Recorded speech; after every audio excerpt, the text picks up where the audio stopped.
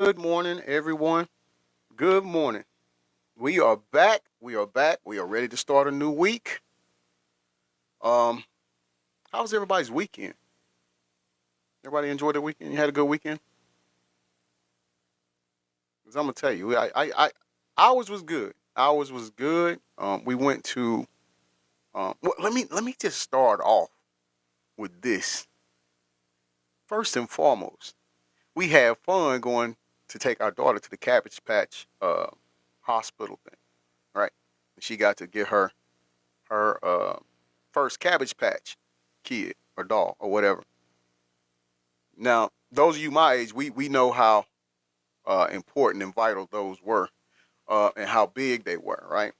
It was a big deal to have them. Sorry, I'm trying to fix this lighting here. It was a big deal to have them, and so we got to witness her doing that. And in fact, that's the picture that's behind me. That is outside of the hospital, and my head is in the way, but it's actually two mountains right there. But it was just great. It was a great experience. Even as an adult, we had fun doing it. You see, we had fun taking her. So we had just as much fun as she did. And hold on, light off. Let me see if that helps. I don't know. Maybe that'll help. I don't know. But yeah, we had just as much fun as she did. So we enjoyed that. Also, good morning, Sharita. Good morning to all of you coming in. Good morning to all of you. Good morning, Bestie. Uh, I told you guys last week when we were doing a show that at the end of it, I had to end it because I had a meeting, a phone meeting about the position of a brand ambassador. And it is with great conviction and with great humility that I bring to you all that I got that position. And so I am excited to be part of this groundbreaking organization. And not only groundbreaking, it's historic because now there will be an organization put in place to where um, those who are wrongfully convicted, um, they'll have a backing now that can go to court and fight for their case and get them the justice that they deserve. Also, I mean, just conversing with my cousin from time to time, uh, he sent me some videos and it told me about some things that go on in there uh, behind those walls. And a lot of the inmates aren't treated the way they need to be treated, right? Thank you, Bestie. I appreciate it. Jenny says, congratulations. I'm so proud of you. Thank you, Bestie. I appreciate that so much. A lot of those people that's behind the wall, they aren't treated fairly when it comes to um, having medical treatment and stuff. Just things like that. Sometimes you have it to where COs uh, purposely put one inmate in a pod with other inmates or rival inmates that he knows the inmate that he put in there is going to basically have to fight for their lives, and they still do that, and they will offer those inmates in that pod that is treating the person bad and beating on them and stuff like that. They'll promise them favors and stuff, you know. Marie says, "Oh my gosh, two of my favorite people just started alive, but guess who my bestie is?" I love it, Marie. I love it. I love it. Thank you. Thank you for that. I'm glad you decided to come here. I really am. I enjoy our fellowship and company. Sharita said, "That's so sad." It is. It is that people that are in that position of supposedly upholding the law and things like that operate that way. But this organization is going to fight for that too. Good morning, Jessanne. How you doing, Bestie? We are definitely going to try to fight for that to not happen. To whereas when it does, the CEO that is partaking in those actions get reprimanded for it. As well, when those inmates do get released, the ones that have been wrongly convicted, and have spent numbers and numbers and countless of years uh, in the belly of the beast, when they get released and come out in society, uh, that we help get them reacclimated uh, amongst society, amongst other citizens, and to cut down their uh, chances of reoffending or anything like that, or getting in more trouble. So we want to provide. This organization will provide people for them to go to as far as work, as far as just reacclimating themselves and being a productive citizen outside the walls. Unfortunately, a lot of inmates don't have family that love them or care about them out here like that. And so when they do get out, they've been incarcerated for so long. That's all they know. That's become their norm. So they've learned how to adapt and survive amongst that environment to the point that when they get out, they're lost. And so they'll do stuff to go back. So we want to provide those resources that will help them and benefit them on the outside, um, and let them be prosperous out here and know that they can get back into society and function as a citizen, and not have to feel out of place out here. So with that being said, I want to personally and wholeheartedly thank um, Whistleblower for Justice for even thinking of me to be in that position. So shout out to them. Shout out to them. Absolutely. Absolutely. So here's what we're going to do now, people. We're going to start our show. Now, today is probably going to go a little longer than an hour. But if you have to cut out, I understand completely. I do. I do. Just saying says, I have a cousin that is a repeat offender, but there are D-rugs involved in his situation. He can't. Okay. So, and see, with this organization in that kind of situation, what we gear to do, or what we try to aim to do, is if that is his, I don't want to say strike, but if that's his thing, we want to, when he does get released, I mean, if he was here in Georgia, just saying, when he did get released, we would put him in contact with people who can, like a rehabilitation center, that, even though he may not have insurance, or he don't have the money to pay for it, but that doesn't mean he shouldn't have it. So that's what Whistleblower for Justice is about. It's just about correcting the injustice that's going on, addressing the mistreatment of inmates that are locked up. Hey, good morning, Demetrius. How you doing, brother? Thank you for coming in. And seeing that they can prosper out here on the outside, and a lot of them that want to get out, they want to be able to get out and do good so they can go back and help others. So this is something that I think, and the cool thing about it, we've gotten people in high places here in the city that is behind it and on board, and even celebrities. So when you have that kind of backing, it's a good starting point. It's a good foundation. So I'm excited for it. And with me, I like helping everybody. So that's one thing that ties me to it, is the help. And that's the one thing I love about it. We have that in common, and it's people from different places. Like, it's not. I mean, you got people that's locked up in other places that are in on the meetings and striving for the same common cause. So we want this thing to not only, it kicks off in May. It starts off in May, but we want it to go on forever, man. I mean, even after we are no longer here, we still want people to be in place to carry it on, because it's just something that could benefit a lot of people, and it doesn't matter the color. You get what I'm saying? I mean, because, hey, it's just what it is. Unfortunately, that's the times we live in. Jenny says, it helped my best friend, and I highly recommend it to anyone who is thinking about joining. Yes. Please go to Whistleblower for Justice and just come listen. We need everybody. Crime is just not here in Atlanta. It's not. It's everywhere. And just because someone is incarcerated don't mean they belong there, And so With that being said, you know, um, we just have to bring everybody in on the fold that's willing to um, be a part of it, and help where you are. So, I'm trying to think. There's something else that I was going to announce too, but I forgot. Okay, so we're gonna go ahead with today's show, and we're gonna start today's show now. Before we get into all of this, again, I want to put our disclaimer out there.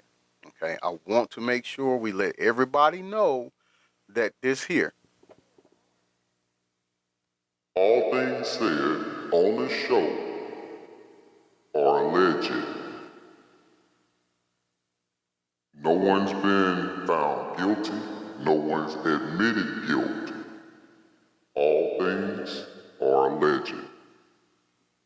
Now, with that being said, we also want to put the disclaimer on there too. Anybody below the age of 21, leave now. Please exit the live now. That's the disclaimer, okay? That's the disclaimer. If you still choose to stay, it's on your accord, not ours.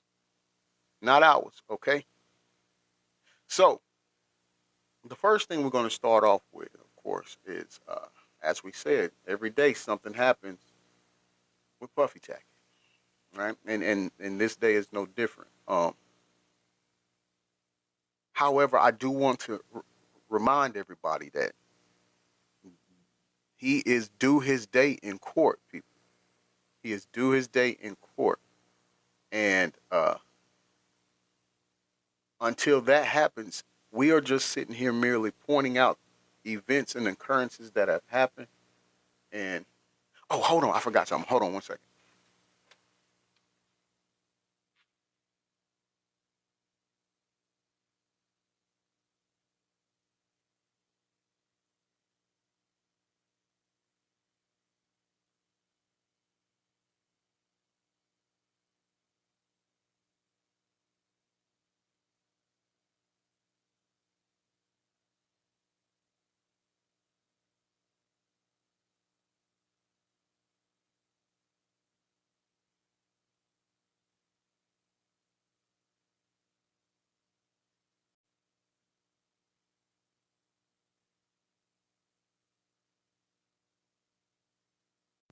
I forgot to turn the stove off when I was making my breakfast. So I was frying air.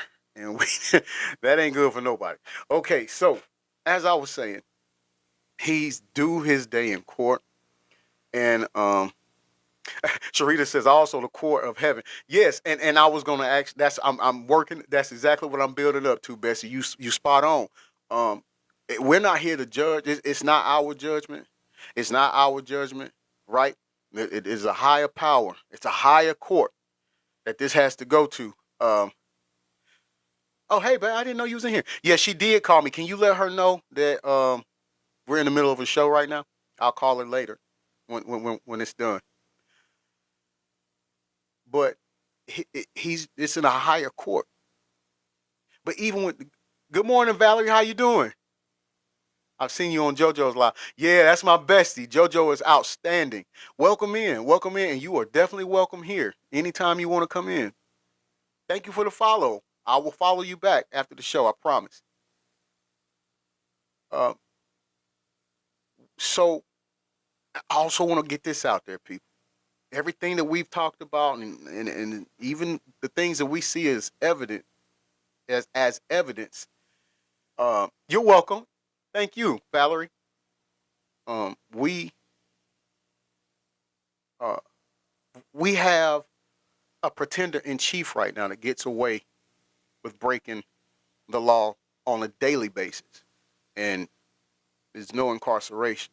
So don't be surprised or don't be amazed if, after all we've found out, after all we've discussed, after all we've unsurfaced, if Puffy Jacket still gets out or found not guilty. Don't let that deter you, because unfortunately these are the days and times that we are in. Okay? Marie says so true. It's as honest as we can be, right, Bestie? I mean, we see it on the daily. We see it on the daily, and I don't care what your political affiliation is, but I mean, regardless of whom or what side you own, laws have been broken. We see it, and nothing has happened. Sharita says, hopefully not, though. Yeah, like I said, Bessie. Hey, if the evidence, which I see, but I'm just so yes, if it belongs there, it belongs there. There's nothing we can do about it, right? There's because some people say, well, you say you guys don't judge on your platform, but you sit here and you judge in these people. No, I'm just we just bring facts. We just bring things that come out, and in some cases, when we're talking about things that come out, we just remind you of what's been said before. It's again to show you the pattern of behavior. You know. Jenny says, I feel like we will, especially when I have all those people spreading false claims. Right, right. Jessanne says, yes, laws have been broken on both sides, and some people will never receive justice. Exactly, and that's the sad thing about it, Jessanne. It's so sad that it's really no longer uh, guilty or innocence anymore. That doesn't even matter. Sometimes, a lot of times now, it just depends on your social status, on what the outcome going to be. You know. So the first thing we're gonna and shout out to our source cred today on this particular segment is Khadijah Lynn, and the topic or her heading of the video says, "Diddy done? 4 victims ready to testify at trial." Okay, well, we do know of one. We suspect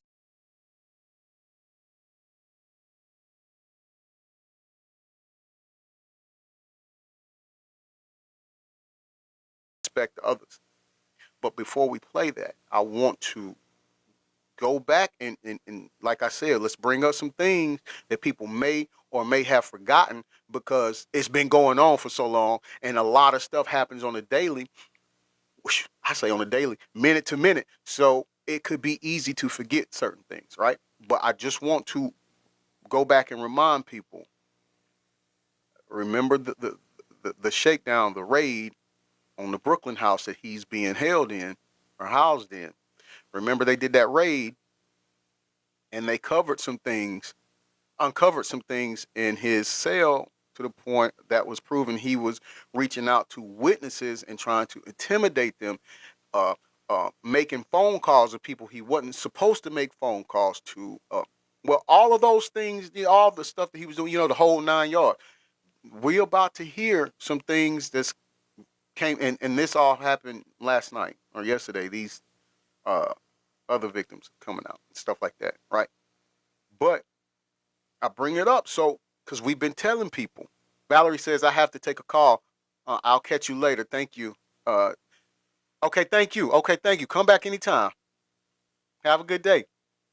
Um, we tell you this because as we go along, and a lot of people feel like that we are gossiping or anything like that. The first of all, I love God. I hope I'm not um, sinning against Him or anything, and I'm not trying to gossip about anything, but I am making you aware.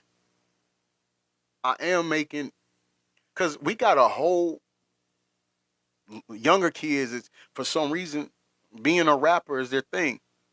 That's just the days and time that we lived in because this stuff has been and not just rap, not just hip hop, music in general has been glorified so much to these younger kids. They glorified the wrong thing to them for so long that that's all they aspire to be. And so I have a child that is in acting and he worked hard to become an actor, to be in the position that he's in innocently. Innocently. So I want to make sure I'm getting these words out for kids like him that want to come and do acting. I got a best friend that's my brother in wrestling, Chris. His daughter is at my college right now, my old college right now, doing acting and drama and theater to become an aspiring actress. actress, and I need her to know these things go on. And they jump in from time to time on here. Uncle G gonna let you know, sweetheart. Uncle G gonna let you know. So what we're doing here is just making people aware. The things we talk about are things that are happening. We didn't do it. Okay?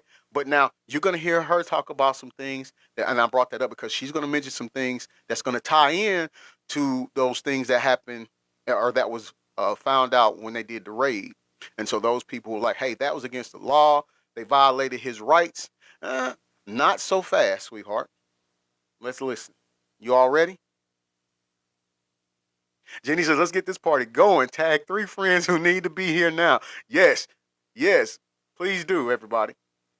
Cassie Ventura and 3 other victims are getting ready to testify against Diddy. Cassie Ventura is ready to testify against Diddy with her real name being known to the media and to the public. But the other 3 victims against Diddy want to remain anonymous to the media and the public, but they will be known to Diddy and the jury. And right now, this is only a motion to the judge asking the judge if these 3 victims are able to remain anonymous to the public and to the media. Feds are alleging that Victim 1, Victim 2, and Victim 3 were trafficked by Diddy by force, fraud, or coercion. And Victim 4 is one of Diddy's former female employees who is alleging that they were put through forced labor, including physical activities with Diddy through force and threats of serious harm. In Diddy's new charges that he just got hit with the other day, it alleges that he trafficked victim number 2, and this happened from 2021 up until 2024. And I found some interesting information that might be about this. Back on September 27th of 2024,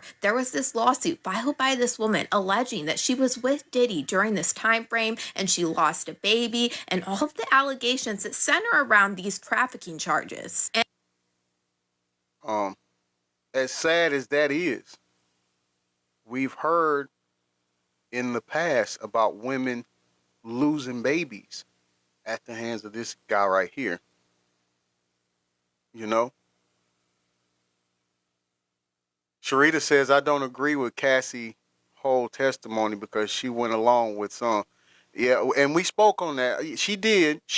How, you know, again, there's Stockholm syndrome. There's a lot of people that fear that if they leave because their lives have been threatened or their families' lives have been threatened, and so they feel like they have to stay in order to make those things not work. Good morning, cousin. How you doing? You know, and then with Cassie, she's also had to witness certain things that he's done, and we seen the beatings that she went through. Yeah, we saw a video, but that lets you know it's not something that is happened one time. Like it was commonplace for him, allegedly, right? Allegedly.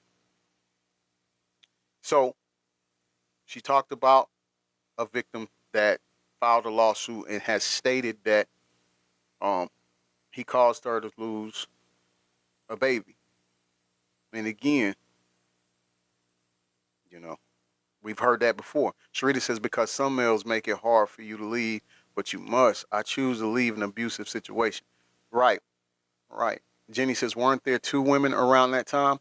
But I'm glad the courts will let them be anonymous. Yes, I think it is 2, because I think she mentions 2. I think so. Marie says, yes, so true. She had been through a lot as well. Yeah, we, you know, again, I've said before, my kid's mom, I asked, why did she stay? Why did she keep going back? Why did she leave? Why didn't she leave? But the whole thing about it is I had to learn. And I didn't know anything about Stockholm Syndrome until at the latter part. But a lot of times, women are afraid to leave. And can I be honest, people? It's not just women. Men can be in abusive relationships as well. We have to address that too. I feel like that doesn't get addressed enough. There's some men who have been in abusive relationships where the woman was the abuser. So let's, you know, I just want to put that out there. And I found it super strange. Out of all of the lawsuits that were filed against Diddy, this one in particular was sealed from the public shortly after it was filed. In this lawsuit, it was filed by a Florida woman who filed as a Jane Doe who worked as a model and claims that she was forced to travel and perform for Diddy many times in the last few years. She alleged in this lawsuit that her and Diddy started seeing each other in 2021, the same date that we see the feds listing in this trafficking charge. She said that she was flown to different states, including California, New York, by his company, Bad Boy Enterprise, to have physical relationships with him. According to the filing, the victim often felt coerced into going to see Diddy by members of his team and Diddy's chief of staff, Christina Korm. And she alleged that Christina Korm was among the agents who would pay for her travel to see Diddy. She also said that the staffers would send drivers to her home to pick her up before she agreed to travel, to the point where she did not believe she had a choice but to go. Through the spring of 2022, she was ordered to take a lot of illegal substances, a lot of which are listed in Diddy's indictments. Can we stop there for a minute, people? Because now, once again, the same thing that other victims have said or stated is being stated here. Now, I will say this. I want to make sure we keep in mind the fact that when he was apprehended, he still had some of these D-rugs that are listed on his person. Jenny says KK needs to be brought in and see justice as well. I agree with you wholeheartedly. I don't care how much she says she didn't have anything to do with it. She's been present in a lot of these cases. For her not to know anything, you know, I would read it, but it says some things in here that I can't say. But yeah. So it's the same pattern of behavior that we're talking about. And she was forced to have physical relations with Diddy in his homes in Los Angeles and Miami. She said at one point while she was on these substances, it caused her to black out intermittently. And on one of the occasions, she woke up and her feet were purple and bruised and she had a bite mark on her heel, but she had no memory of how she got the injuries. That summer, she alleged that she found out that she was pregnant and she told Diddy about it. But at the time, Diddy's girlfriend, Young Miami, harassed her by repeatedly calling her and ordering her to have an abortion, which automatically made me think of one of Diddy's ex-girlfriends who we heard from publicly, who had a very similar story, but these two stories are not the same. We also saw Young Miami going at Gina in a very disgusting way. Gina, you have been down bad ever since you came into the picture. You've been crying for a baby for 10 years. You've been around as a that eats when he feels like it. You're an eater. You are the same person that was crying on Tasha K because you wanted a baby. I wanted you. Young Miami. I hadn't heard that name in a minute, but when it was brought up, she was a vital person in it as well. So if I wanted you to eat my... Oh, okay. So that's what they're talking about by eat, people. Okay. Whoa. I'll let you all go and see that for yourself. I'm not going to say that.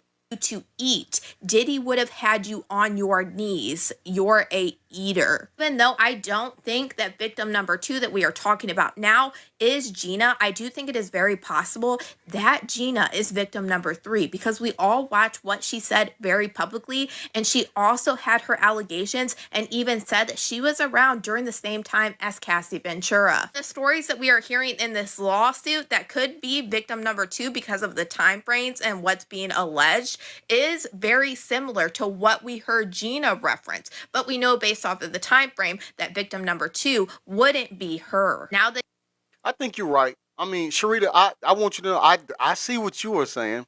As far as, you know, it looks like maybe she wasn't forced, she could have left. Yeah. I think it could. This is one of those cases where it could be two things. It could be, yes, she did stay because of the perks and the riches that come with it. But I also think that in this case, you want to keep in mind that he was much older than Cassie. Cassie was like what, 19 or maybe even younger, but I think 19. So you have to look at the difference too, as far as the mentality on that. You understand? So whereas we might say no, we wouldn't do it, or we would leave, she may not have ever experienced. Like I just told you, I'm from my personal level, and I know my kid's mom for 30 years. And when I met her, she was a woman that would beat a dude up on sight. I've seen it done, but she couldn't break this guy that was abusing her. So you see, it kind of goes again. It's a lot of factors to go in. Whereas I couldn't understand it neither, but it's a real thing. It's a healthy. They isolate the victim and make them think they're worth nothing and think that the abuser is the only person that loves them, and they just, it's messed up. Especially when someone says they love you, and then I'm just going to speak to you from my kid's mother point of view. Her abuser would put cigarettes out on her. He would make her sit in scalding hot water. Like, it's traumatic to think this person I thought they loved me could do this to me, could hurt me, and then they tear me down. So I don't know, but you know, I can't just say yeah they could have left or should have left. Now, before I was like you, I would say that, but now I get there's a lot of variables that go into it, that it's mind manipulation more than anything. It's the mental part that hurts more than the physical. The Jane Doe that filed this lawsuit also said that he would continue to command her to travel with him until July of 2024, the same time frame in the indictment for victim number 2. And then this right here is the bombshell. She said at the time, Diddy was continuing to contact her in an attempt to intimidate her, which we know is exactly what the feds alleged Diddy was doing and why he was denied bail. Diddy himself has contacted witnesses, including those who received grand jury subpoenas from the government in this case. And the contact occurred prior to the dates of the testimonies or meetings with the government. In one case with an individual who hadn't spoken with the defendant in years prior to his reach out, the defendant also directly contacted at least one victim, which I will circle back to momentarily. And the feds said that they have these phone calls. They said in these phone calls with the victim that they mentioned, there were 2 calls. The victim is financially supported by Diddy, and 2 calls were recorded. In these phone calls, Diddy asked for the victim's support and friendship and attempts to convince her that she had willingly engaged in these physical acts with him. Diddy then assures her that if she continues to be on his side and provide support and friendship, that she doesn't have anything else to worry about, which I assume what he was referencing was this financial support that he was already offering this woman. During this same time, it's also when we saw Dawn Richard be brought up about how Diddy was contacting witnesses and things like that. Okay, so now,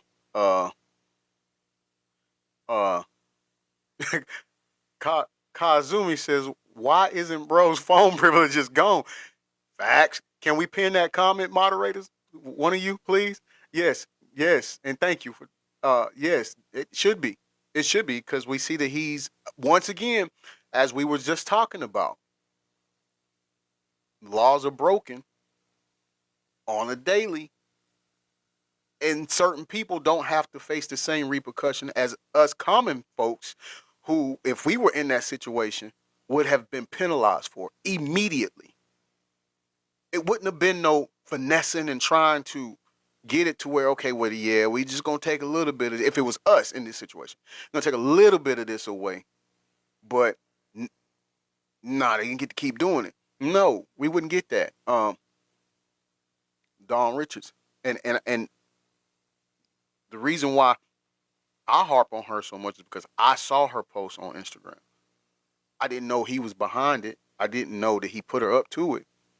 But I did see her Instagram post when she was saying, good things about basically trying to, I don't want to say trying to, but I guess, yeah, trying to basically paint him in a different light, so the media and so us, the masses, wouldn't think of him in such a bad way. Um, and then she pulled it down. And then, as we know from the raid, he had offered her some money to do that. That were supposed to testify to the grand jury. They brought up how Diddy contacted Kalina Harper after Dawn Richard filed her lawsuit against Diddy. And the feds said that Dawn Richard's lawsuit overlaps in time period with the events in this criminal case. They said that Diddy called or texted Kalina Harper 58 times in 4 days. So I think it is very possible that victim number 4 that we are hearing about forced labor and being a former female worker of Diddy, is really Dawn Richard. And this is why they said at the time that Diddy was harassing one of the witnesses in the case, which would have been Kalina Harper. And if she is a witness, then we can assume that there is a good possibility that Dawn Richard is one of the victims in Diddy's criminal trial. Because mind you, a lot of the things in Dawn Richard's lawsuit also involve Cassie Ventura. That is why the feds said that they overlap with this criminal case. We do know the only person that is going to move on so far with their full name and has no problem with it is going to be Cassie Ventura. But y'all, let me know what you guys think about all this in the comments. Okay, so let's dive into that. Do you think that this is going to affect going forward? Because we're getting closer to trial, people. We are getting closer to trial. And there's no way to stop that. We are getting close to trial. And these things are coming out pretty rapidly, right? But here's what I have to agree with Jenny too on this. KK need to be picked up. Why has she not already been apprehended? Is the only thing I could think of logically why she hasn't been incarcerated already is that she's going to testify for them. She's going to be a prosecutor, one of the prosecutor's star witnesses against him. Even though Sharita says her name. Wait, whose name, Sharita? Even though I don't think that should be sufficient enough, KK, what is her name? Christina. What is her name, Marge? It's Christina something, I think. Right, Kazumi. I think she is cutting the deal so she can walk and be offered immunity from it. That's the only thing that makes sense to me as to why she's not arrested already. Hold on, Sharita. I'm gonna get one of my mods to put her name on. Hey, but I think it's Christina something. Oh, KK. Oh, no. Yeah, Christina Korm. That's it. That's her name. No, we're not talking about that Kardashian lady. It's another one. But to your point, though, Sharita, that may be another one needs to be apprehended. So you're not far off the beaten path. Okay, so on the second one, the second video we have to break down. Video cred or source cred goes to Celeb Rewind on this portion of the show. And its title or header is "It's Over. Camel Face and Beehive divorcing after Smex tape with Diddy is Puffy Jacket. I'm sorry, is leaked."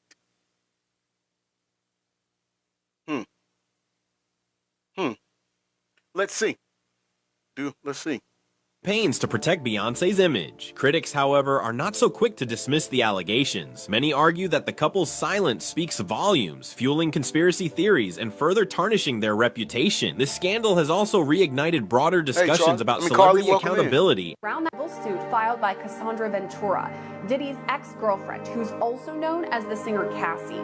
It was with Cassie's lawsuit that we first heard in-depth accusations about Diddy's alleged illegal activity.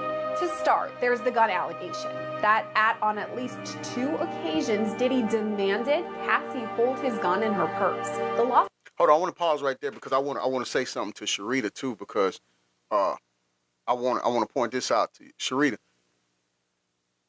I remember back in 2008, bestie. Because her song came out. Let me see. I first moved to Nebraska 2006. It came out when we got to Nebraska. It was hot then. It's called Me and You. Around 2008, I started hearing subtle words about how he was treating her. How he was actually forcing her to do some things that weren't, I don't think they were good. He would tell her she better not look at another man when they were out. This is all alleged. It's all alleged. Everybody, it is alleged.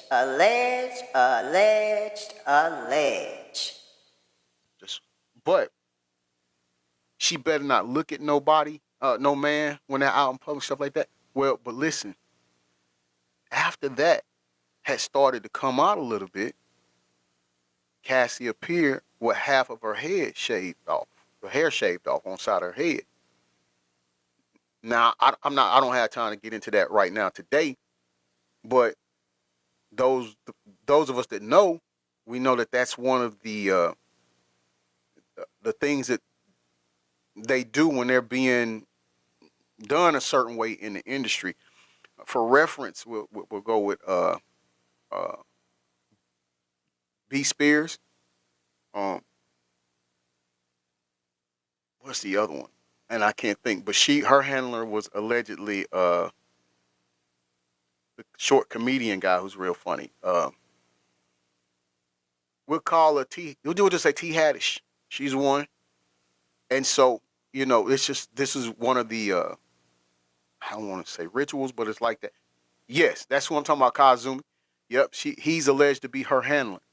And so, yeah, Jenny, just look in the comments. Yeah, Jenny got it. There's certain things that they do that lets you know everything that's going on. And that was back in 2008. It was long before all of this came out. It goes on to state, quote, there was no clear reason why Mr. Combs required her to hold his guns, except to reinforce to we love TikTok Shop that he was violent.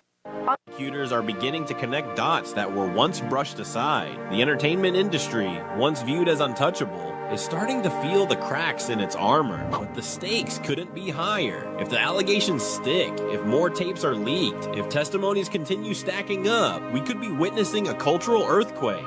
One that not only topples some of the biggest names in music and media, but forces the public to reassess everything we've idolized. This isn't just a celebrity scandal anymore. It's a potential reckoning of an entire system built on exploitation, manipulation, and fear. This morning, embattled music mogul Sean Diddy Combs will remain behind bars on charges that include sex trafficking and racketeering TikTok conspiracy. Shop is great. After a second judge overseeing his federal criminal case denied him bond once again. The fight continues. We're not giving up by a long shot. Outside the New York City courthouse, his lawyer defiant. He believes he's innocent. I believe he's innocent.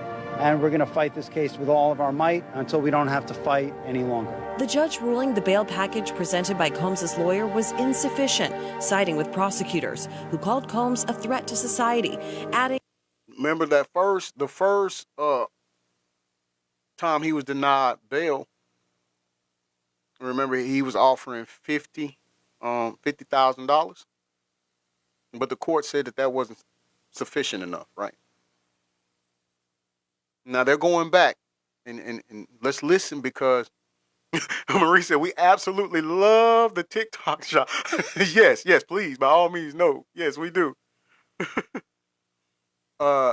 Kazumi said, wasn't Drewski part of it? Hey, listen. His name has been coming up a lot lately. Hey, cousin, your auntie said call her. Okay, tell her I will after the show. I'll give her a call.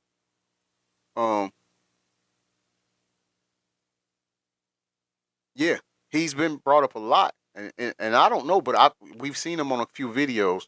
With the one with Jay Budden, I seen him on another one. I want to say it was a cell phone commercial, but I could be wrong. But he's been getting a lot of spots in commercials now. You see, and a lot of times when you see people starting to get more commercial or more FaceTime on the tube, and that's because they have taken that sacrifice or made that oath, I should say, for the lack of better words.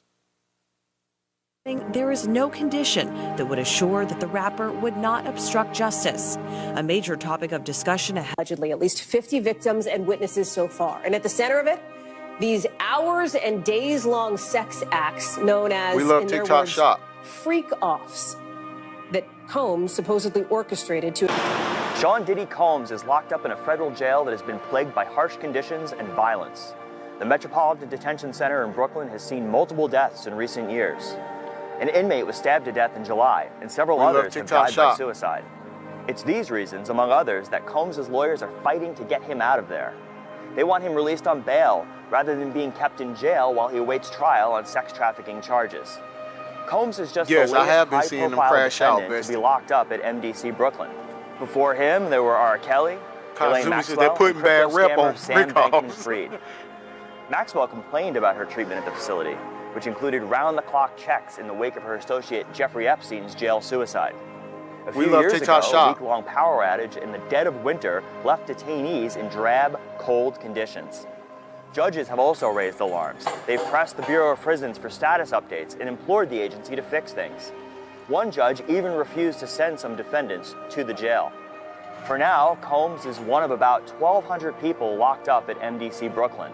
He's the highest-profile detainee at a place that's been described as hell on earth. Only time will tell, but one thing is certain. The public is watching, and the world is no longer willing to look away. From queen to question, from mogul to monster, from icon to indicted, the stories swirling around Beyonce, Jay-Z, and Diddy are more than just celebrity gossip. They are a reflection of an industry that has hidden behind fame, money, and NDAs for too long. As the legal system closes in and the public demands accountability, one thing is certain. Hey, baby girl. Always finds a way out. You did come in. I didn't think you were going to come in. Is who will survive it. The other freedom I see in the album is just a freedom for couples who have gone through something. Yeah. You know, it's amazing. This it's almost a cliche, you know, the celebrity couple, you know, they get together, they break up, you know, I'm like, well, who else are they going to go out with? But for some reason, you took an unprecedented stand to fight for this marriage. I mean, to fight for it and to put it all out there. What is it about this marriage that's so special that you would fight this hard to save it? Well, it's my soulmate. It's the person I love, you know. And you can be in love with someone. You can love someone and and if you haven't experienced love and you don't understand it and you don't have the tools to move forward, then you're gonna have complications, period. And if you can either address it or you can pretend until it blows up at some point. And, you know, for us, we chose to fight for our love, for our family, to give our kids a different outcome. You see, you know, to break that cycle. For black men and women, you know, to see a different outcome. Like you were saying, it's not this celebrity couple. We were never a celebrity couple. We were a couple who just happened to be celebrities. That's beautiful. Like real people. Yeah. What advice would you have for men who have caused pain. This in is the their interview you actions. I did mean, with Van. I mean, Is it Van it's Jones? easy. I mean, somebody like you. I mean, The I can't best remember his apology is last change name. behavior, right? Could Hollywood's most iconic power Jay couple, says it's not a Jay-Z marriage, and it's a business Beyonce, deal. be on the That verge of a part, shocking bestie. divorce? That Rumors part. are swirling that a leaked tape involving Diddy has thrown their relationship into chaos. Yes, you heard that right. This alleged tape has sparked a storm of controversy, with fans and critics speculating on the possible fallout for the Carters. What really went down at Diddy's infamous parties? Were Jay-Z and Beyonce somehow tied to the scandals that have now engulfed Diddy in legal trouble? These allegations have sparked heated debates across social media, and today, we're diving deep into the explosive claims, the impact on their marriage, and the cultural ripples this story has created. Beyonce is losing hundreds of thousands, millions of followers. Hey, let me look. Okay, I think we all know who that is. That's Jaguar, right? And so I am one who says and have I'm strongly sticking to it that a lot of things that she has said or says in the past, eh, I have to question. I was in the beginning. I believed it, but then there would be things that happen that makes me question what she said. And I always said that my smuck with her is that she hasn't produced any receipts. And that still remains the same. She hasn't really produced any receipts. However, some of the things that she has said or stated in the past are now coming to light. Jessanne says, yeah, she says off the wall things with no receipts. Right, right. And so that makes it hard to even you can't put, like, when she say something, you can't put all your stock into what she's saying right then. You like have to wait and see if it's gonna play out.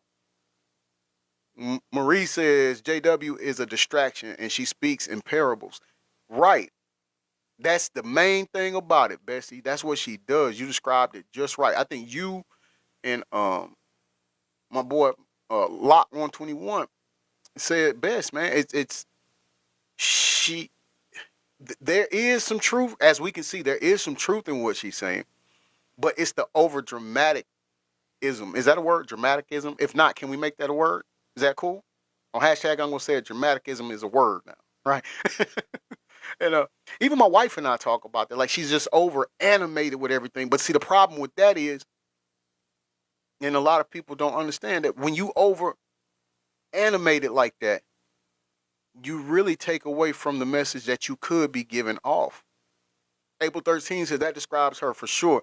Thank you, thank you. Yeah, and she says you have to listen to her and file it away and just see what happens. Exactly. That's the best.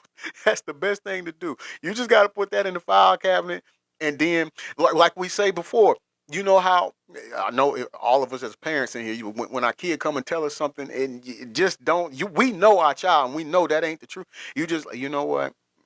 Okay, baby. But in the back of our mind, we're like, we just gonna wait. The other shoe gonna drop, and then it's gonna all make sense. That's exactly how it is with her. JW's the same way. It's just like April 13 said. You got to put it in the filing cabinet, and then when the other shoe drops, then you go back to that folder in that filing cabinet, and then you put it together, and you say, "Aha! So this is the truth." Okay, now I can store that away and add that to the facts pile right there. Jenny says Jack says she rescued. Yeah, I've heard her say that. Yeah. The four, yeah, I heard her say that too. And she talked about how they had to get him on the boat or on the ship to get him away from the island and stuff like it's stuff like that. That's it's far off. No, Sharita says I believe her. Sorry, but I do. No apologies needed, Bessie, because I believe some things she says. I do. Like I said, some things she has said. It's playing out in real time in front of us, so we know it wasn't a lie. It's the extra that she put on sometimes that make you have to question. And what I'm saying is, she don't have to do that. Because what happens when you're overly animated with it, then it takes away from everything, you know. And you could be true. And another thing is just to provide the receipts right then. Like the four women that Jenny's talking about, the four women that she rescued from J.E. Island. You know, I want to see the documents on that. I would love to. Kazumi said, because some of them are definitely going to skip the country. Yeah, some probably already have. But yes, you are valid on that statement. Every day. And she still hasn't said anything. Just pretending like life is great in Paris. Is it her place to say so? I mean, probably not, considering she's gonna be indicted for anything she would say. These are criminals. Dubbed freak-off parties, these gatherings have a notorious reputation for debauchery. Attended by an elite crowd, these events are shrouded in mystery, with NDAs often used to ensure discretion. Despite their clandestine nature, rumors of inappropriate behavior have frequently emerged, casting a shadow over Diddy's legacy. Jay-Z and Beyonce have reportedly attended some of these events, which now places them at the center of public scrutiny. Whether they were casual attendees or more deeply involved remains unknown, but their association alone has sparked questions. Okay, listen. Oh man, I'm pulling my ear. Sorry, I'm pulling my earpiece out. Listen, y'all, because all of this is being said now. Okay, let me put it this way. How many of you were present last week when we did the show talking about the young man filing the lawsuit and claiming, or not in claiming, and naming King James was there, and Camel Face and Beehive? Who remembers that show from last week? Let's get them ones in the live. Who remembers that show? Who was present for that show? I see we have some new people in here, so you may not have been. Welcome, first and foremost, welcome, and thank you for all being in here. Okay, April remembers. April 13 remembers. She remembers us talking about that. Kazumi says, if they were at parties with underage a crime, so any prosecutor can do that, and they were illegal. Yes. Yeah. Sharita says one, I think. Yeah, I can't remember. I know you was in on some. I can't remember if you was there on that one. You may have been. Jess Ann remembers. Okay. So the reason I bring that up is because now look what they're saying.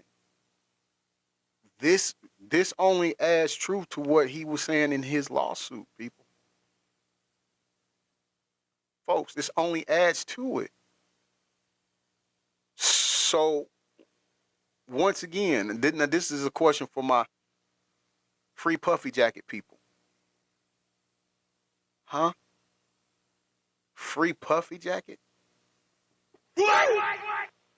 No, if anything, I don't know about free and puffy jacket, but I am pro go get Beehive and Camel Face. Or is it true that Camel Face is an informant for the government? And that's why, out of I Believe I Can Fly, man, and Puffy Jacket are the only two incarcerated, and not him. I'm just saying. I'm not saying he is. I'm asking a question. All right, let's roll. High-profile parties have long been the subject of speculation, with allegations of misconduct, drug use, and such a revelation could dismantle carefully crafted public personas and lead to a reckoning for those involved. More importantly, it raises ethical concerns about privacy and accountability. Bro, listen, I need y'all to go watch this video. Hey, Strong, how you doing? Welcome to the live, love. I need y'all to go watch this video when we finish, because they just show a picture, an image, and Beyonce has one eye closed. Beehive has one eye open, one eye closed. She's doing this. If you know, you know. Particularly in a world where power and influence often shield wrongdoing, whether this takes attorney behind the legal action, saying in part, these allegations are so heinous in nature, you have made a terrible error in judgment, thinking that all celebrities are the same. I look forward to showing you just how different I am. The strain on Jay-Z and Beyonce's relationship. This latest scandal has put immense pressure on Jay-Z and Beyonce's marriage. Their relationship has already endured public challenges, including the infamous Lemonade era, where Beyonce candidly addressed Jay-Z's infidelity. While the couple emerged stronger from that ordeal, this new controversy threatens to unravel the trust they worked so hard to rebuild. Beyonce's reaction to the rumors has become a topic of intense speculation. Known for her measured public image, she has remained silent, leaving fans to wonder how she is processing the scandal privately. Many believe this situation could be a breaking point, especially if the allegations are proven true. The media spotlight has only added to the strain, with every gesture and statement dissected for hidden meaning. Living under constant public scrutiny is no small burden. For Jay-Z and Beyonce, the pressure to maintain their image while navigating personal turmoil is immense. Whether they emerge from this united or decide to part ways, one thing is certain: their every move will be watched, analyzed, and debated, making privacy a luxury they cannot afford. I mean, just take a stroll down memory lane and you'll find countless snapshots showing Beyonce and Jay-Z mingling with Diddy.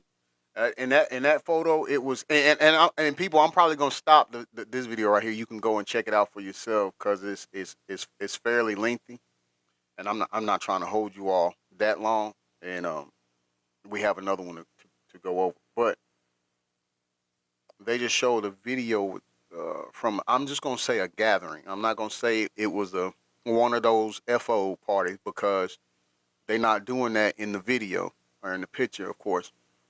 But there's a tall guy who was a good basketball player. And if you from here in Atlanta, you know he owns Papa John's. He owns a Krispy Kreme company. Location.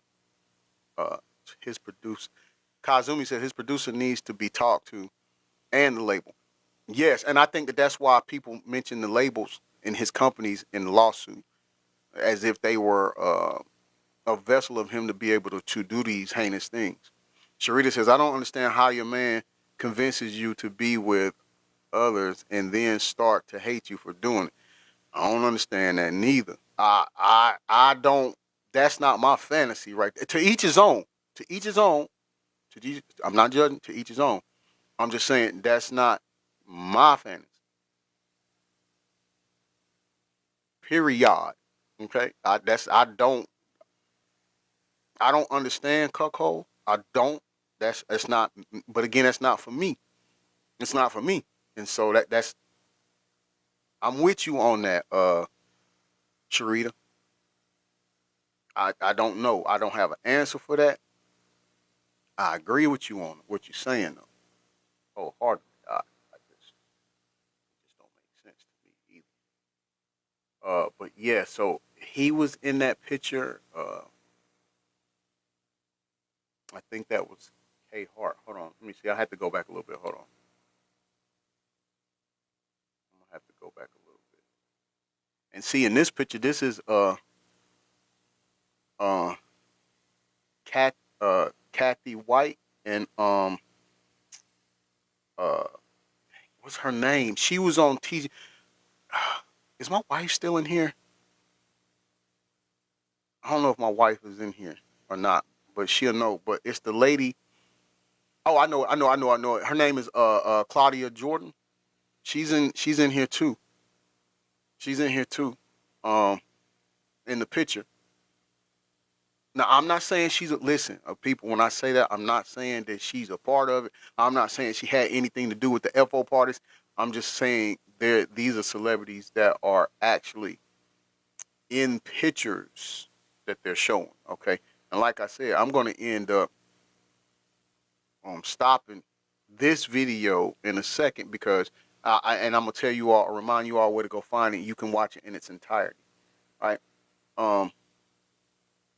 But it was her. It was the guy who owns some Papa John's. I think he has a burger restaurant too. But he used to play for the Lakers. He used to play for a lot of teams, Lakers and Magic, and I think in the Heat. Those are the three teams he's most known for playing for.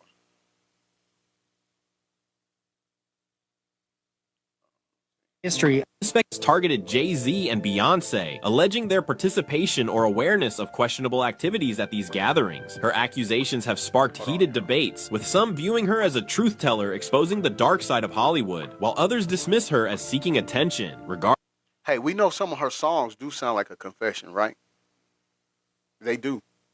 Regardless, her claims have amplified the narrative, forcing fans and media to reevaluate their perceptions of Jay-Z and Beyonce. Wright's statements, whether factual or not, have undeniably added another layer of intrigue to the scandal. The credibility of Jaguar Wright's allegations remains a contentious issue, while her... I think we can agree with that. All right, look, I'm going to stop there for right here. Like I said, you all go to Celeb Rewinds on YouTube, and the heading of this video, and mods, if you can put it up for them, it's Celeb Rewinds on YouTube. Let's get that posted first, and then the title of it is "It's Over." Camel Face and Beehive, and people that are new is not going to actually say Camel Face and Beehive. Those are just pseudonyms we use for people who, when you mention their name on here, you get a strike or flag. But Camel Face and Beehive divorcing after Smex's tape with Diddy is leaked. I keep saying his name. Puffy Jacket is leaked. Okay, let's get off of that. We love TikTok Shop.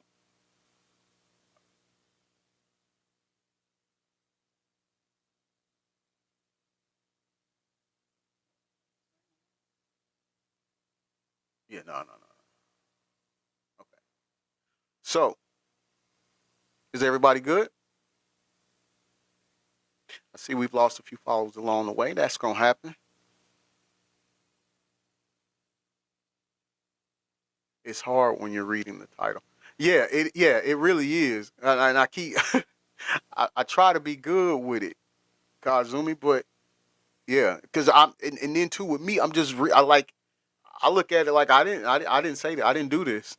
So why should I be in trouble for saying what's been said? But yeah. Just said, gonna get yourself in trouble again. I know, right? I'm already trying to sign with another agency, and I'm gonna get myself in trouble before I can even get that deal worked out on here. I gotta be careful. But hey, we love TikTok Shop. TikTok Shop is great.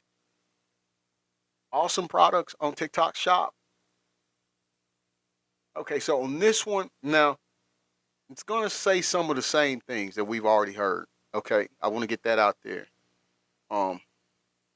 It's about 30 minutes, but hopefully you all can rock with us that long. And this one is the same.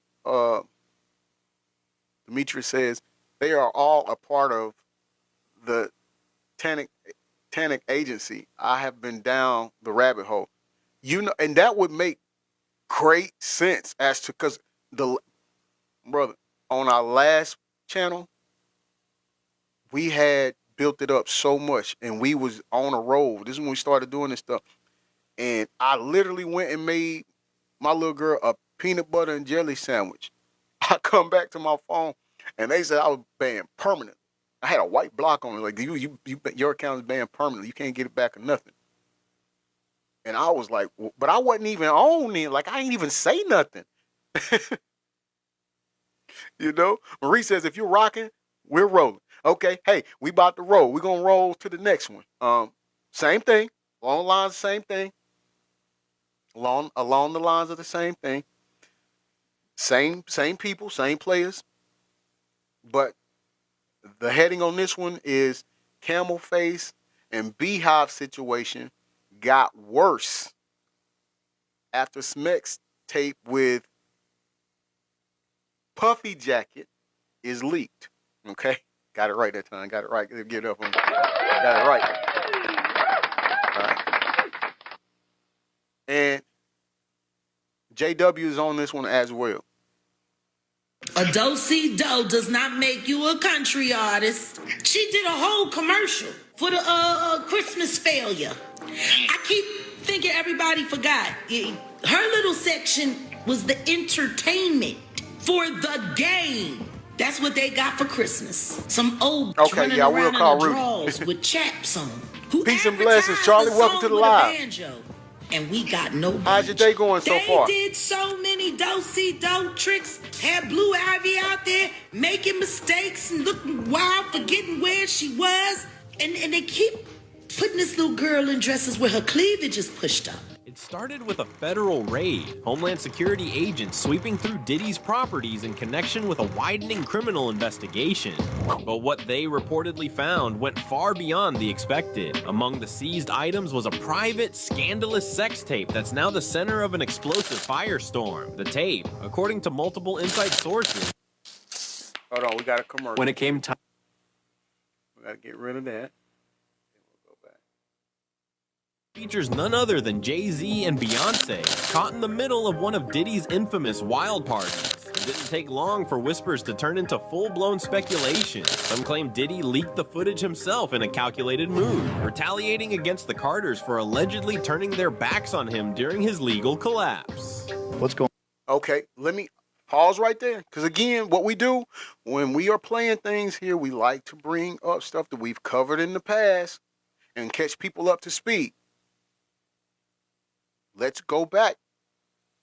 News crew members, our new viewers and listeners, we going back. In the first jailhouse call that was leaked, remember he asked his son, had he heard from Camel Face? And his son said no. And in that phone call, Puffy Jacket got upset about that. Let's go back a little further. Right before Puffy Jacket got apprehended, he did a video. Remember, he was sitting on the steps, and I don't know who that little baby was. I don't know if that was not the baby is like a toddler, but I don't know if it was one of his kids or I don't know. But remember, he was sitting on the steps. He had a paper in his hand, and he was calling out names. Well, y'all rocking with me? You remember? Do I need to give you all a few minutes to go do your research and find it again? Because now they're saying a legend. They are a legend. Marie says, yes, we are. Okay, good. Okay, want to make sure we all together. They're alleging that the reason that all of these things were leaked, as far as the Smex tape and all of that. Justine says, I definitely remember that video. April 13th said, yeah, okay. Y'all with me. Remember, he said, if I go down, we all go down. Remember, he stated, if I go down, we all go down. And if people want to distance themselves from him now, he see how it is. Now, where I'm from, a lot of times, I see how it is. It isn't good. It isn't good. Now, what's notable to me is in that phone call that was leaked to the one that he made to his son, Camel Face is the only one he asked for specifically.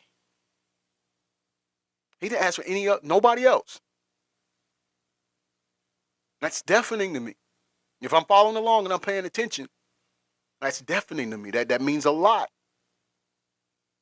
And since then, Camel Face says, hey, I don't know him. We've done some work together. We worked together, but we ain't friends like that.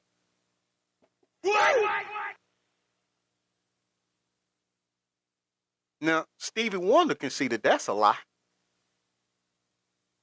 But here we have him trying to distance himself and minimize the fact of him knowing Puffy Jacket. And so, how does Puffy Jacket respond? Allegedly? Respond by leaking these Smex tapes. Going on, Jamie? I don't know. There's a lot going on. A lot of rumors are flying. The rumors are that Diddy was running some kind of Epstein-type deal where he was filming everybody, right? That's the rumors. Yeah, I don't know that there's any proof of it. That's rogue. Dude, when Homeland Security invade your house, You got problems. with dudes with guns and body armor. Someone said that they weren't there to take stuff. They were there to delete everything. The real people that were in there, you know. Oh, that's Same funny. thing with Epstein. Oh, that's funny. There's just been a shocking revelation from federal authorities regarding a highly private and scandalous video involving none other than Jay-Z and Beyonce, reportedly taken during a wild party hosted by Diddy. Apparently during a Homeland Security raid on Diddy's properties, some rather intriguing discoveries were made. Looks like you're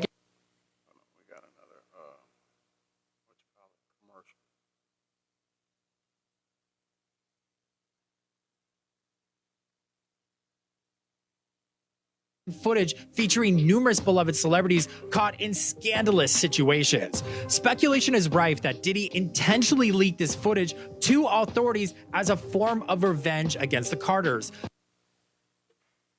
Put a 1 in the live if you heard that statement. Put a 1 in the live if you heard that statement.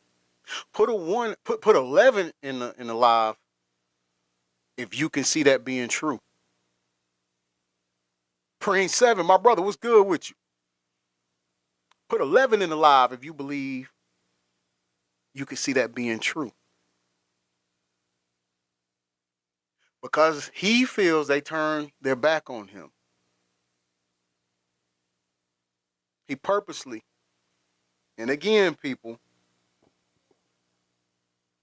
Allegedly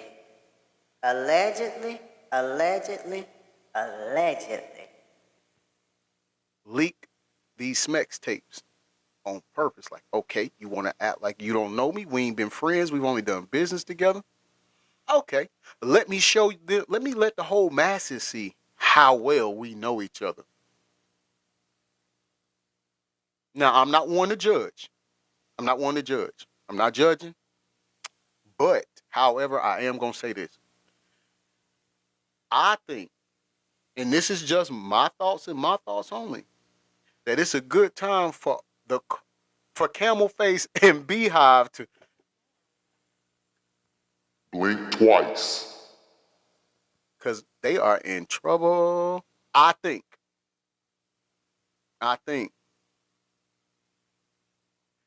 Kazumi says, good, bro, got called out.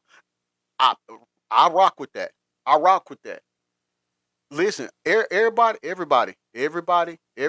needs to, because, well, we know some people have already taken the deal. They've already paid for their names to not come out. And unfortunately, by that happening, I'm quite sure there's a host of other people that's doing the same thing.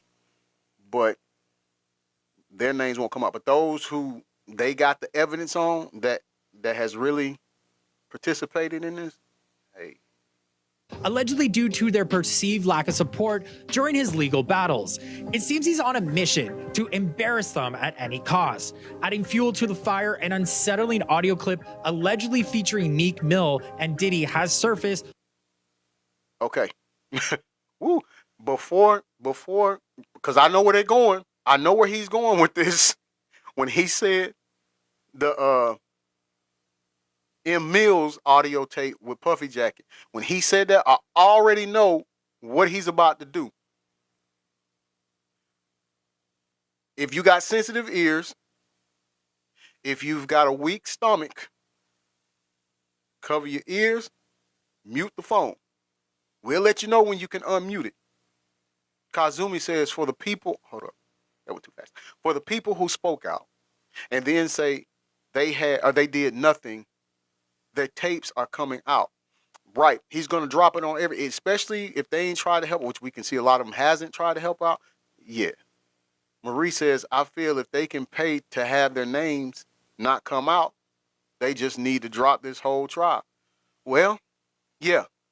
And I see what you're saying, because fair is fair. And so they shouldn't have that option. And let me continue. Marie says, because this is so unright on so many different levels. I can give it up for you on that. And Bestie, since you hit the mark, we can give you because they are just as wrong as anybody else. However, I'm gonna tell you, and there's not a however. Let's scratch that. That shouldn't have came out. I'm gonna say this is what hashtag. I'm gonna say it. This is what I believe. They're allowing some people to do that because they're not the big fish that they're trying to fry. If that makes sense. If that makes sense. Now again, we're about to play the audio.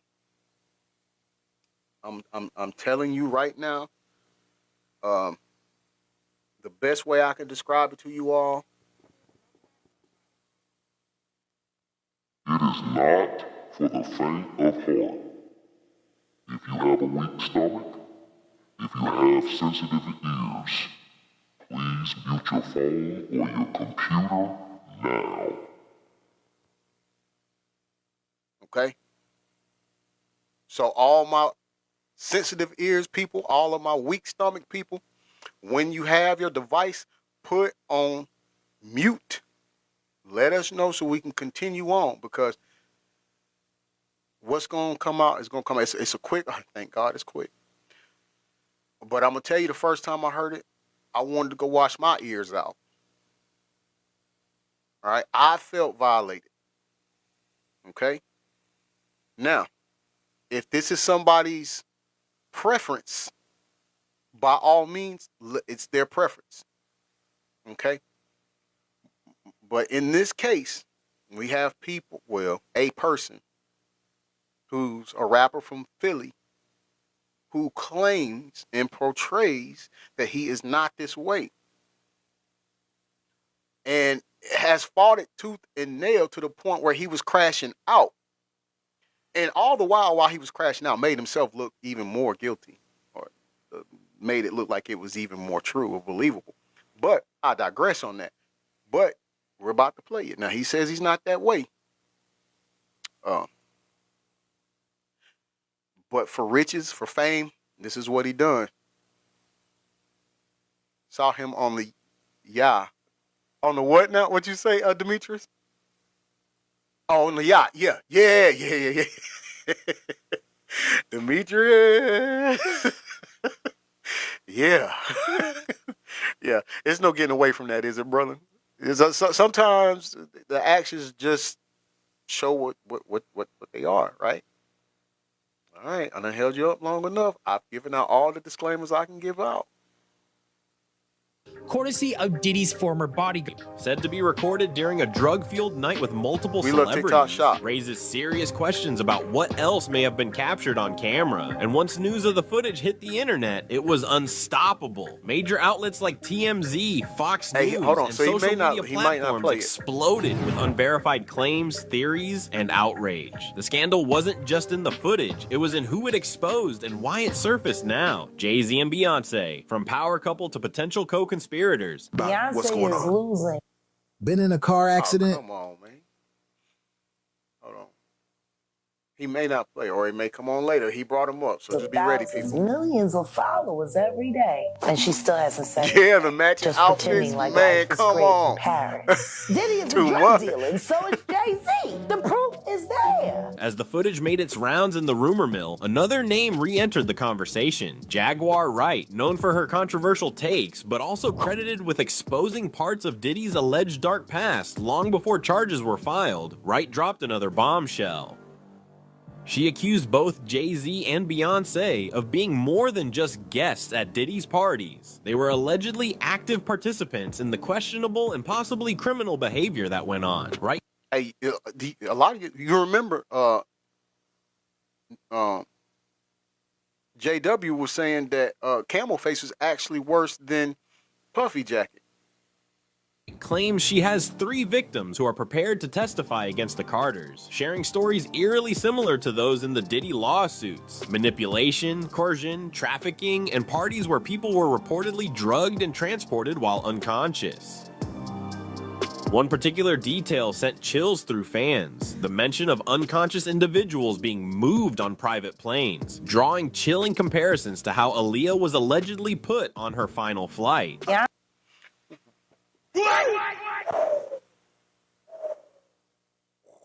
They getting deep, boy. They getting deep. The closer we get to May 12th, the deeper they go into these things. Now, we've been talking about the unaliving of Aaliyah for quite some time.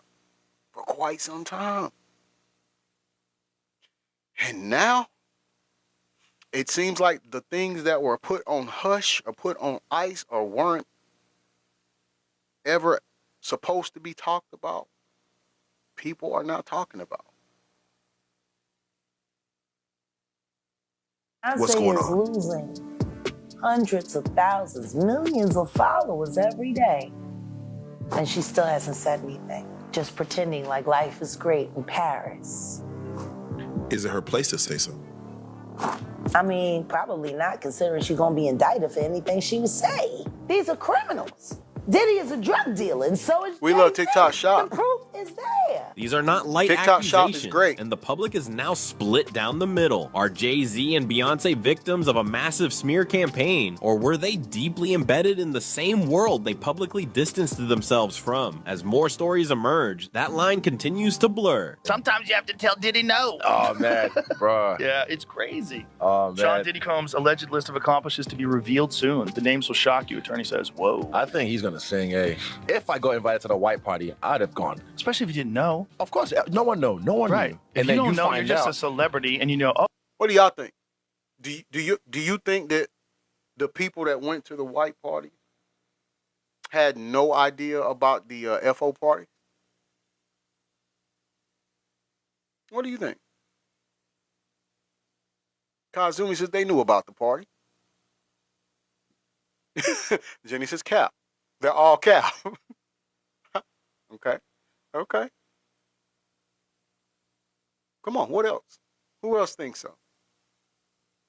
I'm in a line with them too. I'm in a line with Kazumi and Jenny. But what are your thoughts? Kazumi says trust because you see the people there, then you see them at the F-off. Yeah. April 13th said, I think they did. They just turned their heads. I'm in agreement with that. It's so it's funny but not funny to hear certain celebrities go on interviews and be like, no, I didn't know anything about it. It never happened when I was there. It might, when I left, I hear about it. I'm like, man, so y'all waited till I left, things of that nature. Kazumi says, or they set up places for them. Marie says some did and some didn't. Okay, I could buy that. Depending on their level of celebrityism, if that's not a word, we got a new one. Jenny says, even if they didn't participate, they knew. And that's maybe why they didn't participate. So, okay, and so Bessie, with that, would it be safe or would it be the right thing to say that they're just as guilty too? If they knew, and that's why they didn't go, because they knew it was going to happen. Is that grounds to bring them in to face these same charges? Kazumi says yes. Dimitri says some vid is out there where it says they get out, it's about to get extreme. Yeah, I heard that. In fact, it was from Daniel Baldwin. He did an interview, and Daniel Baldwin is with in the family with Alec Baldwin and those people. But he was saying that there's tapes going around Hollywood and L.A. that certain people are paying their attorneys and their agents to hey, make sure the tape doesn't see the light of day because, I'm married. It'll mess up my marriage, and my wife don't know about it. So, Jenny says just take the bodyguards who should warn the victims prior to the incident, regardless of payment. Yeah, I think the bodyguards are definitely, and especially those that knew and participated. But yes, even those that knew and didn't participate and didn't warn them. Marie says, I have been some places where after I left the next day was told about crazy things that happened. Yeah, okay, and that has I've had not this kind of crazy, but I've been to parties where I've left and heard things got out of hand afterwards, be it violence or be it whatever. Just saying, says definitely those bodyguards knew. Now, when we say those bodyguards, because there's one that I really like. Do you all think that Big Gene Deal knew, or do you think he really didn't know?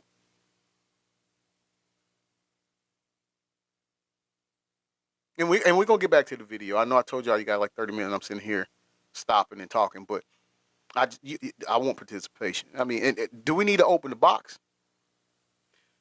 Make them take a polygraph. Smart, Kazumi, smart. Even though it's not admissible in court, you still can gauge. Smart.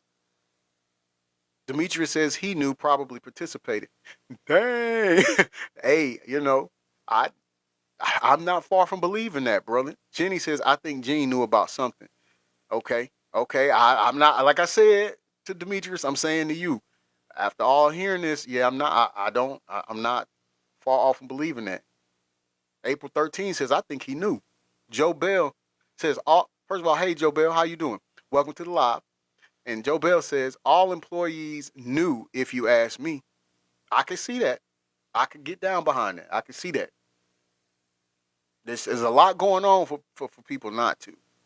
Oh, Jennifer Lopez is going to be there. Oh, Rick That's what I'm Ross is saying. going to be there. Everyone's going to be there. And That would be a cool place. I want to meet those people. Fact. The fall of Diddy, mogul turned monster. While the Carters are now engulfed in the flames, it was Diddy who lit the match. Once the crown jewel of hip-hop moguls, Sean Combs is now at the center of multiple federal investigations, facing charges that include sex trafficking, racketeering, and illegal drug distribution. His public persona, polished, successful, untouchable, has been shattered in a matter of months. Lawsuit after lawsuit has surfaced, with testimonies from former party guests, ex-employees, and even Playboy models detailing a horrifying pattern of abuse and control. There's just been a shocking revelation from federal authorities regarding a highly private and scandalous video involving none other than Jay-Z and Beyonce, reportedly taken during a wild party hosted by Diddy, apparently during a Homeland Security raid.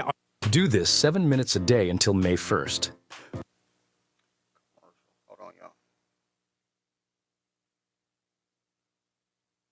Properties, some rather intriguing discoveries were made, including compromising footage featuring numerous beloved celebrities caught in scandalous situations. Speculation is rife that Diddy intentionally leaked this footage to authorities as a form of revenge against the Carters, allegedly due to their perceived lack of support during his legal battles. It seems he's on a mission to embarrass them at any cost. Adding fuel to the fire, an unsettling audio clip allegedly featuring Meek Mill and Diddy has surfaced, courtesy of Diddy's former bodyguard. These weren't just wild parties. They were allegedly events designed to exploit and manipulate vulnerable individuals for power and pleasure. The fallout has been brutal. Corporate partners are cutting ties. Former collaborators are scrubbing their social media. And Diddy's once loyal circle is eerily quiet. Kazumi, that's what I'm saying. Like, he could face decades behind bars. But even if he escapes prison, the empire he built appears to be falling apart piece by piece. And in that collapse, he's reportedly willing to take down anyone he believes betrayed him, including Jay-Z and Beyonce.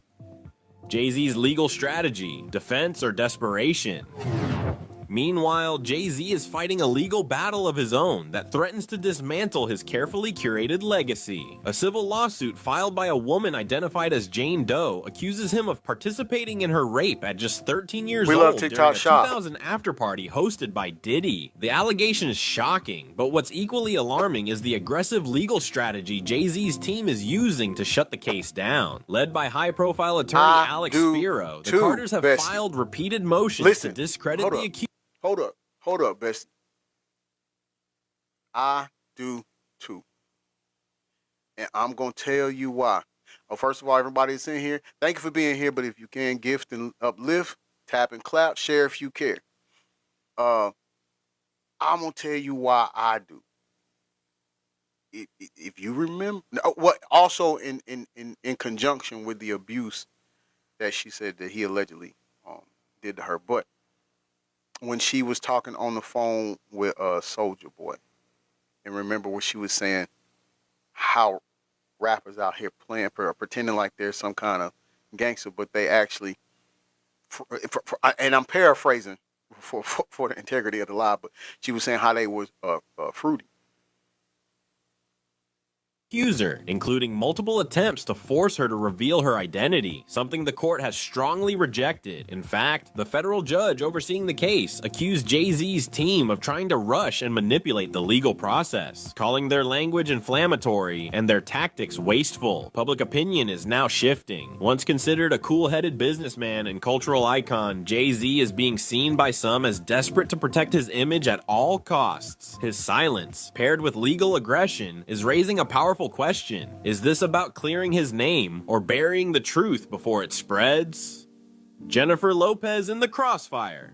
While the spotlight burns bright on Jay-Z and Diddy, Jennifer Lopez has been pulled into the chaos unexpectedly. Her past relationship with Diddy has always been a footnote in her rise, but now it's front and center. Multiple sources allege that her music videos were repeatedly played during Diddy's parties. Some say during disturbing moments. Rumors are growing that she may be the unnamed celebrity in Jane Doe's lawsuit.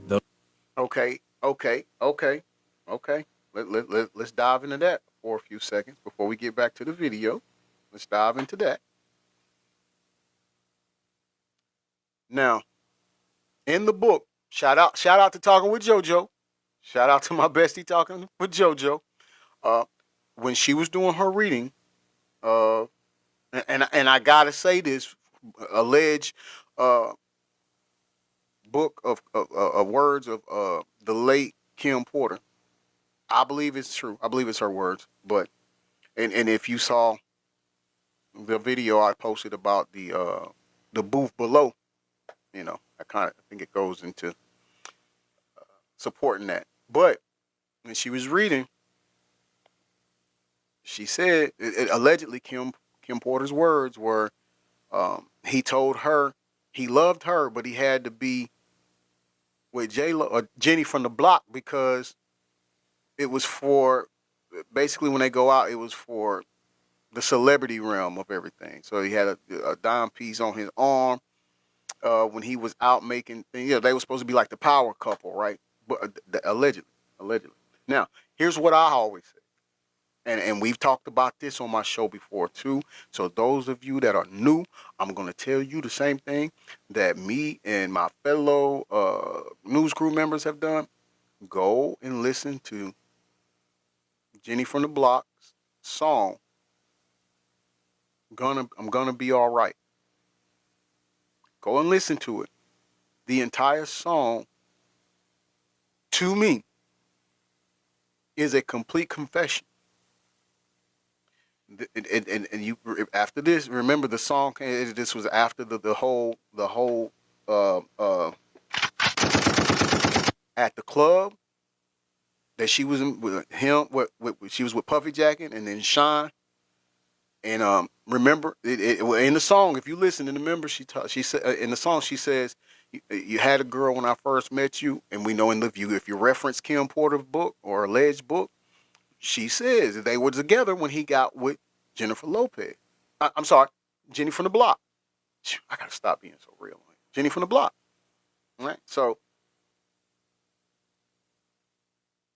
if you go to Gene Deal, he's always said that was the one he really cared about. I mean, he loved Kim Porter, but his thing with Jenny from the Block, he couldn't control her. See, she was already established. She already had her own money. She already had her own fame. She already had her own notoriety. So she really didn't need him as a stepping stone. She didn't need him in order to make it in the business. She was already established. You see what I'm saying? I heard that making the song, telling everything is a ritual. A lot of times it is, Sharita. You're right, bestie. A lot of times it is. And I just feel like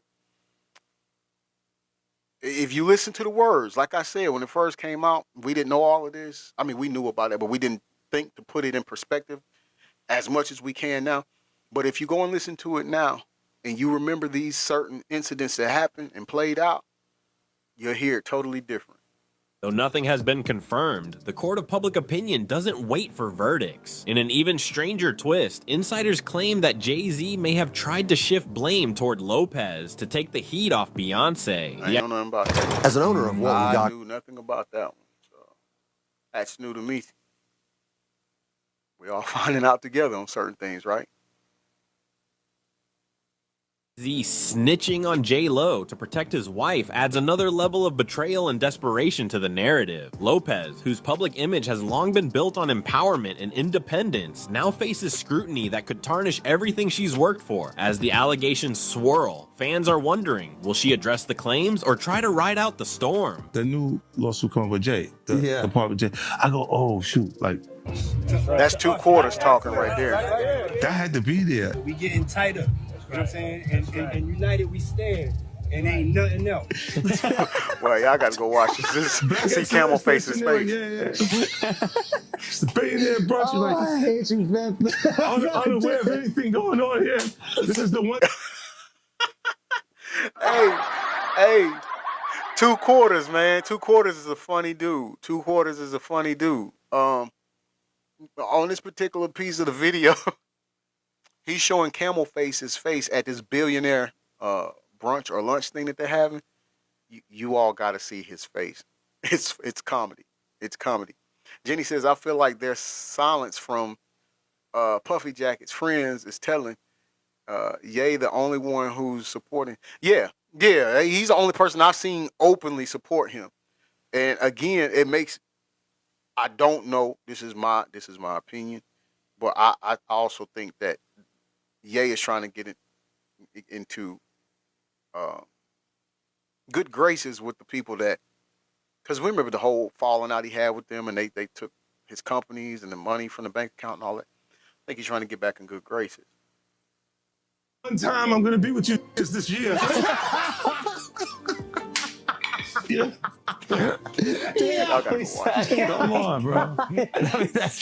Brotherhood broken. Jay-Z cuts off Diddy. Expanded as the legal heat around Diddy intensifies. Another story is quietly unfolding behind the scenes. One that hasn't made as many headlines, but could be just as significant. It's the slow, silent death of a brotherhood. Jay-Z and Diddy, once seen as the twin towers of hip-hop business, the blueprint for black excellence in the entertainment world, are reportedly no longer on speaking terms. According to multiple industry, he's wild.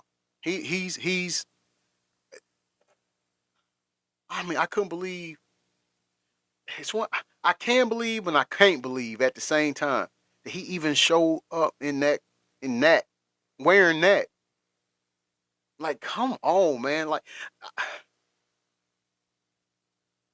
Sometimes I wonder, does he purposely do things that are, and I can't say the word, but for attention?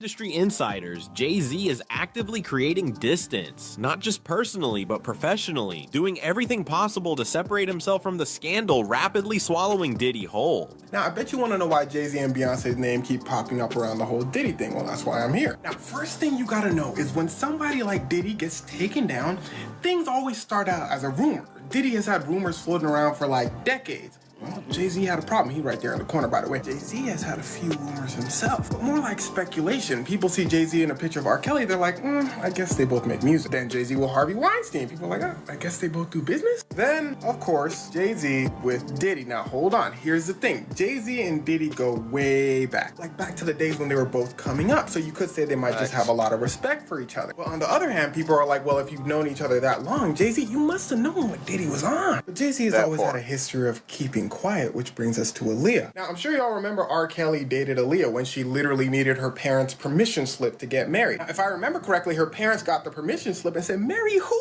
And that's how this whole thing got exposed. Now, a lot of people in the industry actually knew about this relationship because they would work with R. Kelly. In the industry actually knew about this relationship because they would work with R. Kelly. They would be in the studio with R. Kelly. Now, according to Dame Dash, who listened Make sure you send me that link to that video. Partner and also dated Aaliyah when she was 21. He said this is how it went. He said he didn't want No, but I know Oprah R. Kelly because everyone knew what type of timing R. Kelly was on. He looks over at Jay-Z and Jay-Z's out here creating collab albums with R. Kelly. But then he saw why. For starters, everyone had a crush on Aaliyah. People were waiting down the clock until she turned 18.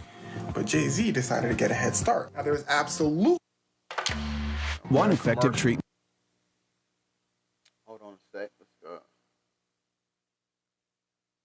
Yeah, but people were like, For years, their relationship was more than just public appearances and shared stages. It was a strategic alliance. Together, they represented the highest levels of influence in music, fashion, tech, and culture. They co-hosted events, toasted champagne at the Rock Nation brunch, and gave speeches about black ownership and generational wealth. They weren't just friends, they were symbols of how far hip-hop could go when its power players worked together. But power, as we've seen time and again, comes with a cost. And in moments of crisis, unity can turn to liability. It's a big week for Jay-Z. His Rock Nation is geared up to produce the most watched live performance of the year, the Super Bowl halftime show. And of course, he was there to cheer on his wife, who took home the coveted award of Album of the Year at this year's Grammys. So in light of all of that, he's also making a surprising move in his ongoing back and forth with Tony Busby. Now, at this point, we all know who the Texas-based attorney is. You know, the same one who said that he had more than 100 accusers ready to file lawsuits against Diddy. After vetting, we now represent 120 individuals who intend to bring civil claims in civil court against Sean Diddy Combs, as well as claims against many other individuals and entities that we will name as defendants as we file these individual cases. And of course, we know later that Jane Doe, who is being represented by the Texas attorney, filed a suit a couple weeks after this press conference accusing Diddy of raping her when she was just 13 years old. Then amended that complaint weeks later, adding Jay-Z, Sean Carter's name to that child rape lawsuit alongside Diddy. Now, with Diddy facing federal investigations for sex trafficking, racketeering, and potentially decades behind bars, Jay-Z's team is reportedly pulling back. Quietly, intentionally. No more public support, no statements, no affiliations. The message is clear. Jay doesn't want the fallout from Diddy's implosion to stain his own legacy. And from a brand standpoint, it makes sense. Jay-Z has built himself into a billion-dollar mogul, rubbing shoulders with CEOs, politicians, and Silicon Valley giants. A sex scandal involving underage victims is the last thing he can afford tied to his name. TikTok shop, everybody. A female celebrity was also mentioned in that complaint as well. However, her identity has since remained a mystery. Since that happened, well, first, let me say both Sean Combs and Sean Carter have denied those accusations. Diddy's team said, quote, "In court, the truth will prevail, that Mr. Combs never sexually assaulted or trafficked anyone, man or woman, adult or minor." Meanwhile, Jay-Z made a scathing statement of denial, mainly targeting Tony Busby. He said in part, quote, "My lawyer received a blackmail attempt called a demand letter from a lawyer named Tony Busby. What he had calculated was the nature of these allegations and the public scrutiny would make me want to settle. No, sir, it had the opposite effect. It made me want to expose you for the fraud you are in a very public fashion. So no, I will not give you one red penny." Now that statement went on to call Tony Busby a deplorable human, a man with no valor, and an ambulance chaser in a cheap suit. Now, while Diddy sits in a jail cell awaiting trial, by the way, pleaded not guilty to those charges, denies all the accusations made in the various lawsuits. But here's where it gets interesting. Diddy sees this distance not as self-preservation, but betrayal. According to sources close to the situation, Diddy feels that Jay-Z, someone he helped elevate, someone who benefited from the same circles, abandoned him at the first sign of trouble. Some even speculate that this rift is what triggered Diddy's most devastating move yet, leaking the now infamous sex tape allegedly involving the Carters. If true, it paints a picture of a man cornered and vengeful, willing to scorch the earth rather than go down alone. In this industry, loyalty isn't just a value, it's a currency. Loyalty protects reputations, maintains access, and keeps the machine running smoothly. But when legal indictments and federal raids start flying, that loyalty evaporates quickly. In its place, there's fear, scrambling, and silence. The disintegration of Jay-Z and Diddy's relationship isn't just personal, it's symbolic of a larger unraveling. The elite circles of influence within Hollywood, music, and black entertainment are under pressure. And as Let's get to some comments. Let's take a break and get to some comments. Demetrius says, back in the day at the tattoo parlor, a guy who was a bodyguard for Tyler Perry, man, the stories, wow. Hey, we know somebody who worked for Tyler Perry. She did some acting for him, and she said he wasn't the nicest of people, however you say that. But I believe her. She has no reason to lie. So, Demetrius, to your point, the guy who said that in the barbershop, based on what the person we know that has worked for him said, what she said, I agree. Take it. It's true. Like she really has no reason to lie, and they don't know each other. So for them to say the same kind of things, we got to put that in perspective too, people, when we're doing this. When you have people who don't have the same circle of friends or even be in the same places at the same time, yet have the same experiences with said people. I mean, at what point do we call a spade a spade? As more secrets get exposed, more alliances are starting to collapse. Jay-Z and Tony Busby have been going back and forth with lots of motions filed, complaints filed, and accusations flying on both ends. The Jane Doe alleging she was raped by Diddy and Jay-Z went on NBC, where they pointed out consistencies in her account of what happened, including that her father picked her up after the alleged rape. Her father later told NBC he didn't recall that. She claimed she spoke to a celebrity there, but that celeb wasn't even in New York at that time. And photos showed Diddy and Jay-Z at different locations than the Jane Doe described. Now, that interview happened in mid-December. By the end of that month, Jay-Z sued Busby for defamation and extortion. Jay-Z's legal team has also been pushing for the Jane Doe to not hide under anonymity. And of course, Jay-Z's lawyers have been trying to get his name off that child rape lawsuit, or just have it dismissed altogether. Now, a judge ruled that she can't proceed anonymously for now. That's true, they did. Scolded Jay-Z's attorneys for their combative motions and inflammatory language used against Tony.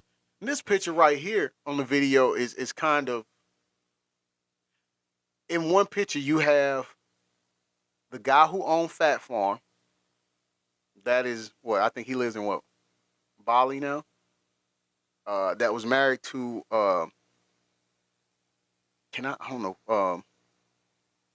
he was married to a model that was younger, way younger than him, and they have 2 daughters. You have Camel Face next to him, next to the guy who owns Fat Farm. And then next to Camel Face, you have Puffy Jacket. And then next to Puffy Jacket, you have Andre Harrell. God bless the dead. But behind them, there's a lot of women, and I don't know if they're exactly women. I don't know. I'm not gonna say.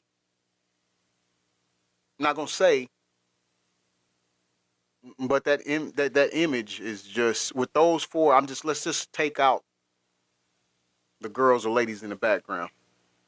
Just those 4 right there is the 4 men is very telling.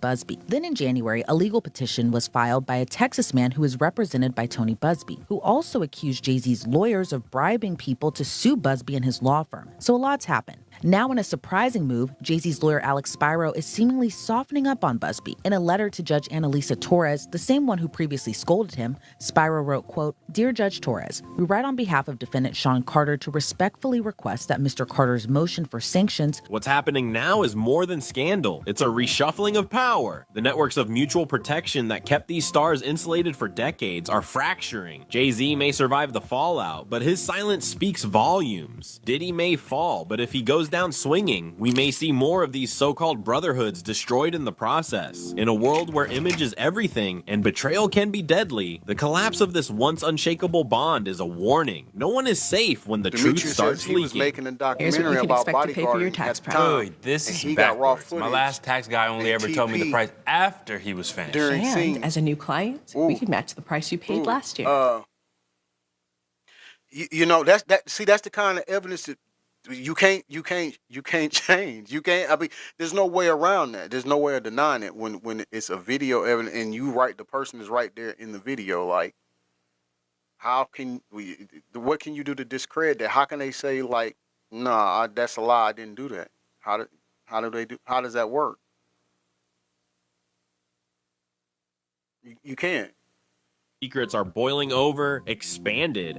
Everything now points to a bigger picture, one that goes far beyond Diddy, Jay-Z, or even Beyonce. As new testimonies surface almost daily, a chilling and increasingly undeniable image of Hollywood's darkest corners is beginning to take shape. This isn't just a matter of individual wrongdoings. It's the blueprint of a system that has thrived on silence, secrecy, and unchecked power for decades. Former Playboy models like Rachel Kennedy and Precious Mura have gone public with disturbing stories from Diddy's infamous parties. They describe environments that felt predatory, where partygoers were drugged without their consent, We love and where TikTok powerful Shop. celebrities used their status to manipulate vulnerable individuals. Some TikTok said they Shop woke is up great. the next morning unsure of what had happened. Others claimed they were coerced into staying quiet. These accounts don't stand alone. They echo what Jane Doe and other unnamed victims have been claiming in their lawsuits. It paints a consistent and terrifying narrative that these parties were not just social gatherings, but canceled the arenas of pilot show, he said. exploitation, cloaked in See? glamour and hidden behind To continue- NDAs in order and to industry protect and loyalty. keep everything And hidden, then there huh? are the strange, almost supernatural coincidences that continue to ignite online theories. What some call the 25th pattern. Aaliyah died on August 25th. Lisa Left Eye Lopes on April 25th. Michael Jackson, who was reportedly preparing to expose major industry figures, passed on June 25th. All were seen as revolutionary forces in their prime. Artists who challenged the norm, and in some cases posed a threat to those in power. Some believe these weren't just tragic coincidences, but part of a much darker orchestration, evidence of a deep-rooted culture of elimination when influence becomes inconvenient. Conspiracy or not, the pattern continues to stir intense debate and reflection. Okay, so in that particular one, we had Puffy Jacket, Tyrese, Trey Songz, who doesn't get. He's had his issues with this type of behavior too. Hadn't been talked about much lately, but it was big at one point. Especially as the public begins to question who really pulls the strings in the entertainment business. Disgraced music mogul Sean Diddy Combs, once known for his lavish lifestyle and living large in his multi-million-dollar mansions, has a new home as he awaits trial in his federal sex trafficking case. Last week, the Bad Boy Founder's defense team unsuccessfully fought to keep the music producer out of federal jail after his arrest. Now his new digs once house other high-profile inmates, including R. Kelly, Fetty Wap, Sam Bankman-Fried, and Ghislaine Maxwell. Diddy is currently housed at the Metropolitan Detention Center in Brooklyn, New York, a stark difference from the glitz, glamour, and wealth in Hollywood and Star Island in Miami Beach, Florida. But MDC Brooklyn has been described as hell on earth with horrifying conditions. The facility, which now houses Diddy, opened in the early 90s and is the only federal jail in New York City after the Bureau of Prisons closed its Metropolitan Correctional Center in 2021 after many issues came to light in the wake of Jeffrey Epstein's suicide just 2 years earlier. We love TikTok Shop. But is not criminal. Now, Abby, that video that you just spoke about was a few months ago when our team broke this disturbing video of Diddy violently assaulting his ex-girlfriend, Cassandra Ventura, better known as the singer, her stage name, Cassie. Now, up until this point, when we broke this video, Diddy had denied the allegations against him. Cassie is one of 10 civil suits against Diddy, 9 of which he is accused directly of sexually assault. We Up love until TikTok that Shop. video, he denied everything. TikTok Shop is After great. that video came out, he changed his tone. He apologized for his conduct in that video. But I have to tell you, Abby, just as of last week, a former member of Danity Kane, which was one of the bands from Making the Band, Diddy's show that was on MTV, she sued him for sexual assault and other disturbing allegations, and he denied that. So he continues the denials, and he still maintains his innocence, even though he has been arrested tonight. These stories are no longer just... So you found an awesome job post, but your resume is outdated? No. That's her claim is going to be serious too. I think hopefully she comes out or agrees to testify in court too. That's going to go a long way.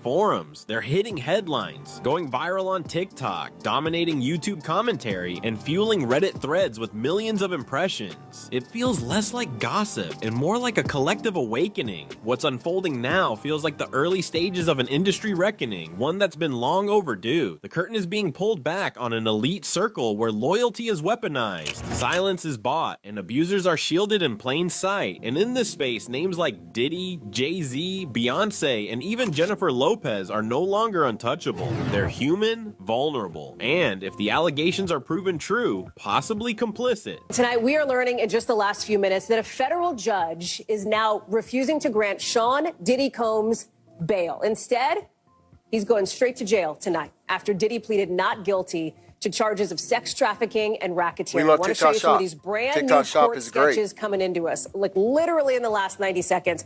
This is Combs in court after prosecutors arrested him at a hotel in Manhattan. It's where he's apparently been living for weeks, according to what a person familiar with the move tells NBC News. All of it a tipping point now in that sprawling federal investigation into the superstar's alleged years of sex crimes TikTok dating Shop back to is great. 2009. As we're just getting in some new and deeply disturbing details about the allegations against him and what looks like a massive criminal operation, allegedly. At least 50 victims and witnesses so far. And at the center of it, these hours and days-long sex acts known as, in their words, freak-offs that Combs supposedly orchestrated to abuse his victims. Sean Diddy Combs is locked up in a federal jail that has been plagued by harsh conditions and violence. The Metropolitan Detention Center in Brooklyn has seen multiple deaths in recent years. An inmate was stabbed to death in July, and several others have died by suicide. TikTok Shop is great. It's these reasons, among others, that Combs' lawyers are fighting to get him out of there. They want him released on bail rather than being kept in jail while he awaits trial on sex trafficking charges. We love TikTok Shop. Combs is just the latest high-profile defendant to be locked up at MDC Brooklyn. Before him, there were R. Kelly, Elaine Maxwell, and crypto scammer Sam Bankman-Fried. Maxwell complained about her treatment at the facility, which included round-the-clock checks in the wake of her associate Jeffrey Epstein's jail suicide. We love TikTok Shop. A few years ago, a week-long power outage in the dead of winter left detainees in drab, cold conditions. Judges have also raised alarms. They've pressed the Bureau of Prisons for status updates and implored the agency to fix things. One judge even refused to send some defendants to the jail. For now, Combs is one of about 1,200 people locked up at MDC Brooklyn. He's the highest profile detainee at a place that's been described as hell on earth. The walls of silence that Hollywood once used as a fortress are cracking. The old codes of silence and protection may not be enough this time. Victims are speaking louder, the public is paying closer attention, and independent media is refusing to let the story die like so many scandals before it. The question now is no longer who did what, but will the truth actually come out? And if it does, will the industry finally be forced to confront its demons, or will it once again protect its own and bury the truth deeper than ever? Because one thing's for sure, this isn't just about celebrities and their secrets. That's Ron This is about an entire system built on illusion, and that illusion is starting to crumble piece by piece with every new headline. What do you think? Are Jay-Z and Beyonce victims of association or guilty by participation? Did Diddy just set the whole industry on fire with one tape? And what happens if more footage surfaces? Drop your thoughts in the comments below. Don't forget. Well, people, that's the end. That brings us to the end of the video.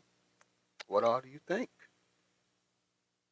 Are we in agreement? Are we in agreement that the heat has been turned up the closer we get to the scheduled trial date? I mean, let's think about it. For the longest time, it's been set. The trial date has been set for May 5th, and we was ready for that. But and then we were saying more things would come out. Well, it just so happens we weren't off the mark on that. More things have came out. But the thing about it is so many things have came out that they had to push the trial back a week. So now it's May 12th. And in addition to that, Kazumi says the prosecutors need to do more.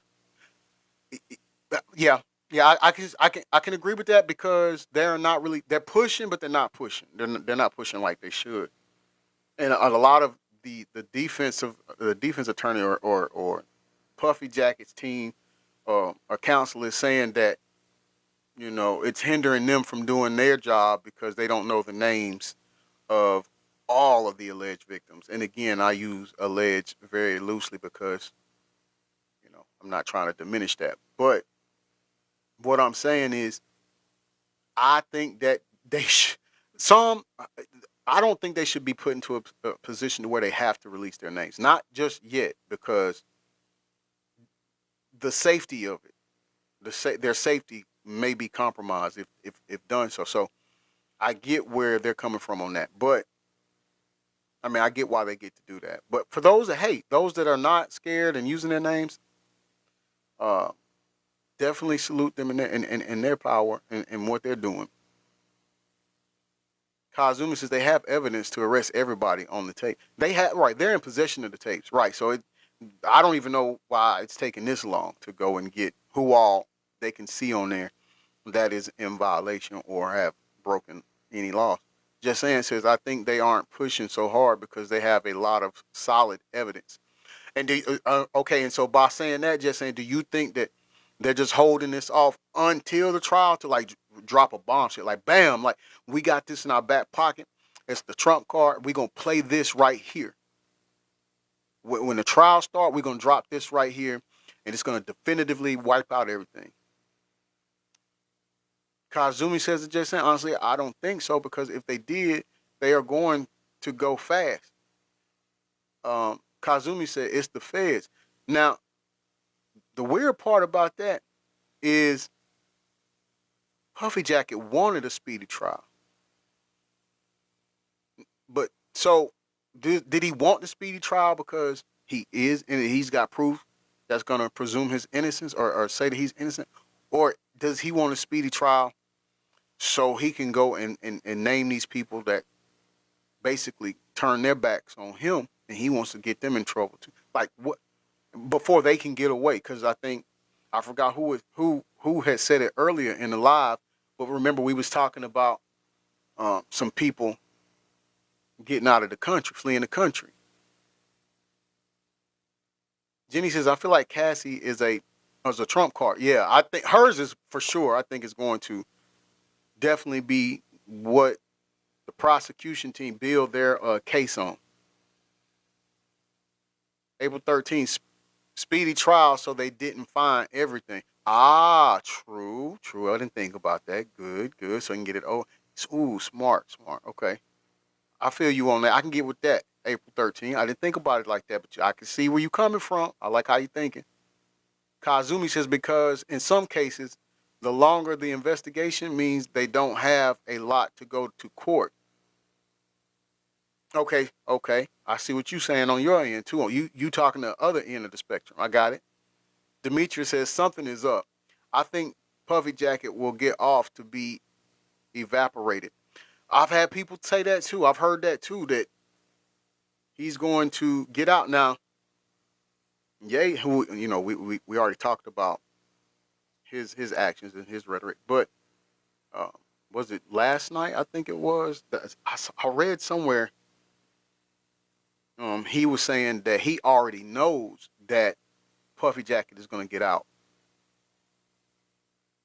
The thing that concerns me with that is, again, if you go back and you listen to the conversation that Puffy Jacket had with Gunna,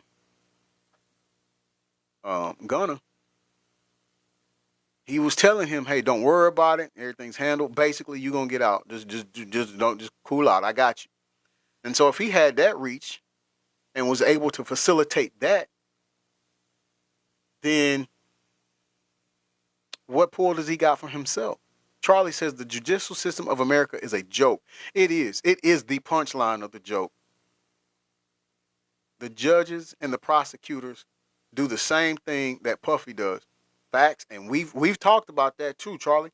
We've definitely addressed that issue that a lot of the people that sit in positions to make these judgments and try these cases and even LEOs are all in on it. And that goes to another reason or fact why a lot of people who are victims and people didn't understand why they didn't speak up before now, a lot of them did. It just so happened they spoke up to someone who was part of the scheme, part of this whole conglomerate thing of sex trafficking and stuff like that, right? So yeah, it wasn't the time. I agree with you fully on that. April says that Charlie, they are probably at the same parties. Legit. Demetrius says he will pay and be scrutinized in public. That's all. And that'll probably be the extent of it. Is the fact, hey, we've already bruised your legacy. We've already tarnished your character. So you can go at it. You won't be able to get anything else. No banks or anything or do anything with you. Kazumi says Puffy Jacket might get off if they try to get a mistrial for the jury judging on emotions.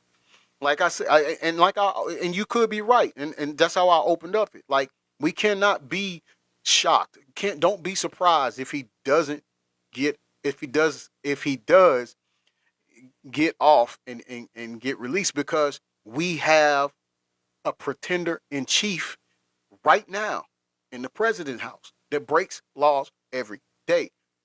Who has charges of these same exact things that Puffy Jacket has, and he's walking around scot-free? And again, I don't care about your affiliation. Truth is truth. Truth. The thing about truth is not a part of a political party. It's just the truth, right? And so he's done the same thing. He's walking around scot-free. So don't be surprised if that happens. Charlie says, what the public doesn't understand. Oh, that went up too fast. Sorry. What the public doesn't understand is that these people protect each other. Boy, what you say. Boy, you're on point with that. Charlie says, there is no truth in the world. Only what you think, what you believe, and your opinions. That's all. And that's all they get to base everything on. They can spin the narrative on. Like, some things, you've seen and you know what it is, but they act like they don't.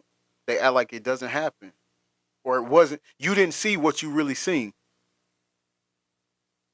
Demetrius says if he gets that Casey Anthony lawyer using codes, he will get off.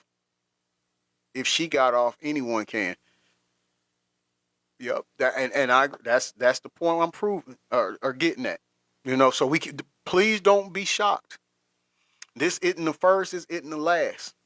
And it could be a mountain of evidence proving that things happen. But sometimes your place that you stand in the celebrity realm of things, there's no... Hey, again, like I said, that's the blindfold on the scale of justice, the lady justice with the blindfold on, and the scale is uneven. And that's why. Now, and that's just my opinion. I think that's why.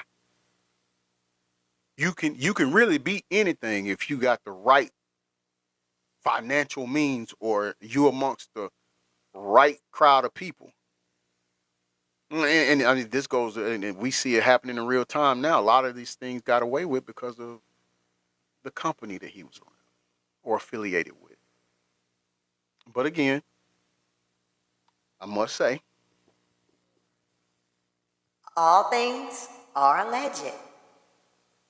There's no truth that he's guilty. He'll have to have his day in court, just like everybody else. And we'll just sit here and play our part until then. DJ Zay, how you doing, my brother from another mother? Yes, how you doing, my brother?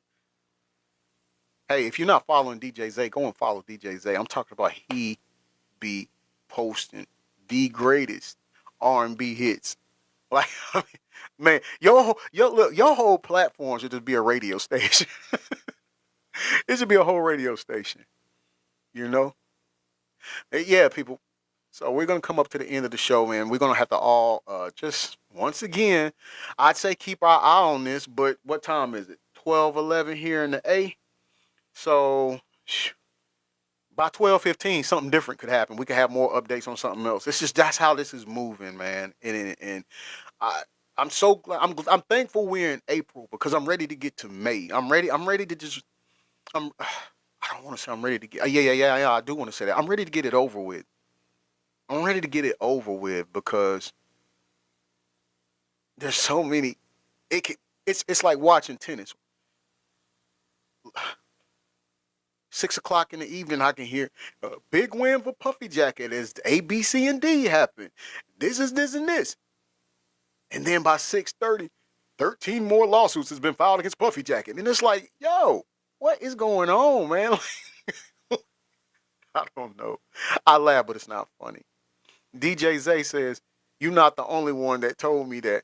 Hey, look, there's truth into that, man. There's truth into that. And I'm going to tell you, I'm not going to beat your ears up too long on it, but I'm going to tell you.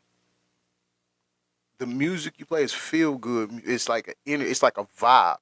It bring everybody together. And then a lot of the things you play, it's like, hey man, I ain't heard that song in so long. And it has the innate ability to take you back to a time and place in your life where it's like, man, yeah, that was cool. I remember listening to that with my mom, or I remember listening to that when I was going to this school, or just whatever. Like it takes you back to a time and place that allows you to escape the current hell that we live in now. And when I say the current hell, I just mean society in itself. It's like so much negativity. It's so much, man. So you doing that, brother, would do society a great justice. It would be beneficial. Is what I'm trying to tell you. And you play the right jams. You don't miss a mark. You don't miss with one song, man. And so that's just my take on it. You owe me nothing, pay me no mind, and that's food for thought. You do the dishes. But I'm just telling you, I would definitely look into doing that. And if you do, I would definitely support it. I would definitely be pushing it out. I'd definitely be playing it when I'm in the car riding around. So that's what I say. Hey, thank you all for spending your morning and evening or afternoon with me. I appreciate it. I know we went over our scheduled hour. I definitely enjoyed it. He said, "No, I appreciate it though." Hey, look, it's your creativity, and I'm not definitely not trying to tell you what to do with your platform or nothing like that. I just want you to know you on to something. Either way, I'm gonna support you because you good people, and I love good energy. And let's be honest, in this day and time, it's rare to find good people. That's why I love you all so much. That's why I look forward to our meetings every morning because I'm around a group of real people and caring people and genuine people. And I love it. I love it. So either way, I'm going to support you. But just letting you know, you better than most radio stations right now. I know some of you was asking, hey, when are they going to play or do the little YouTube wrestling thing where you and your partners tag team? Okay, so it's supposed to be today, but the guy who does it, he said he's sick and he's going to do it tomorrow. So I think it's tomorrow at 5. I think the time is still. But so you go and look for Global Impact Wrestling, CAW on YouTube. You catch that there. Don't forget, people, if you can, go and support this organization, Whistleblower for Justice, that I have recently been named the brand ambassador to. Again, it's for proper representation for those who've been wrongly convicted. It's to get them released out the belly of the beast. It's also for those who are being mistreated in there. You got people, you've got inmates that's sick. I'm talking about kidney failures, and they're not getting medicine for it just because they're an inmate. I don't care what they've done. I don't care what they do in there, but if they need help, medical help, they deserve that.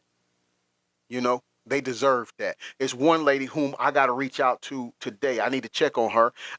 Her son, he got unalived in the prison. And do you not know that those people did not let her know that her son had passed away until 3 days after? They allowed his lifeless body to lay in that cell for 3 days. On top of one of the COs put him in that situation because they didn't like it. Okay, so go and support that organization because we need that. Also, in addition to all of that, when inmates are released in society, trying to offer the proper tools and vessels that they need in order to make a great transition from life as an inmate and to being productive out here in the outside world. Okay, that's Whistleblower for Justice. It's Whistleblower, the number 4, Justice.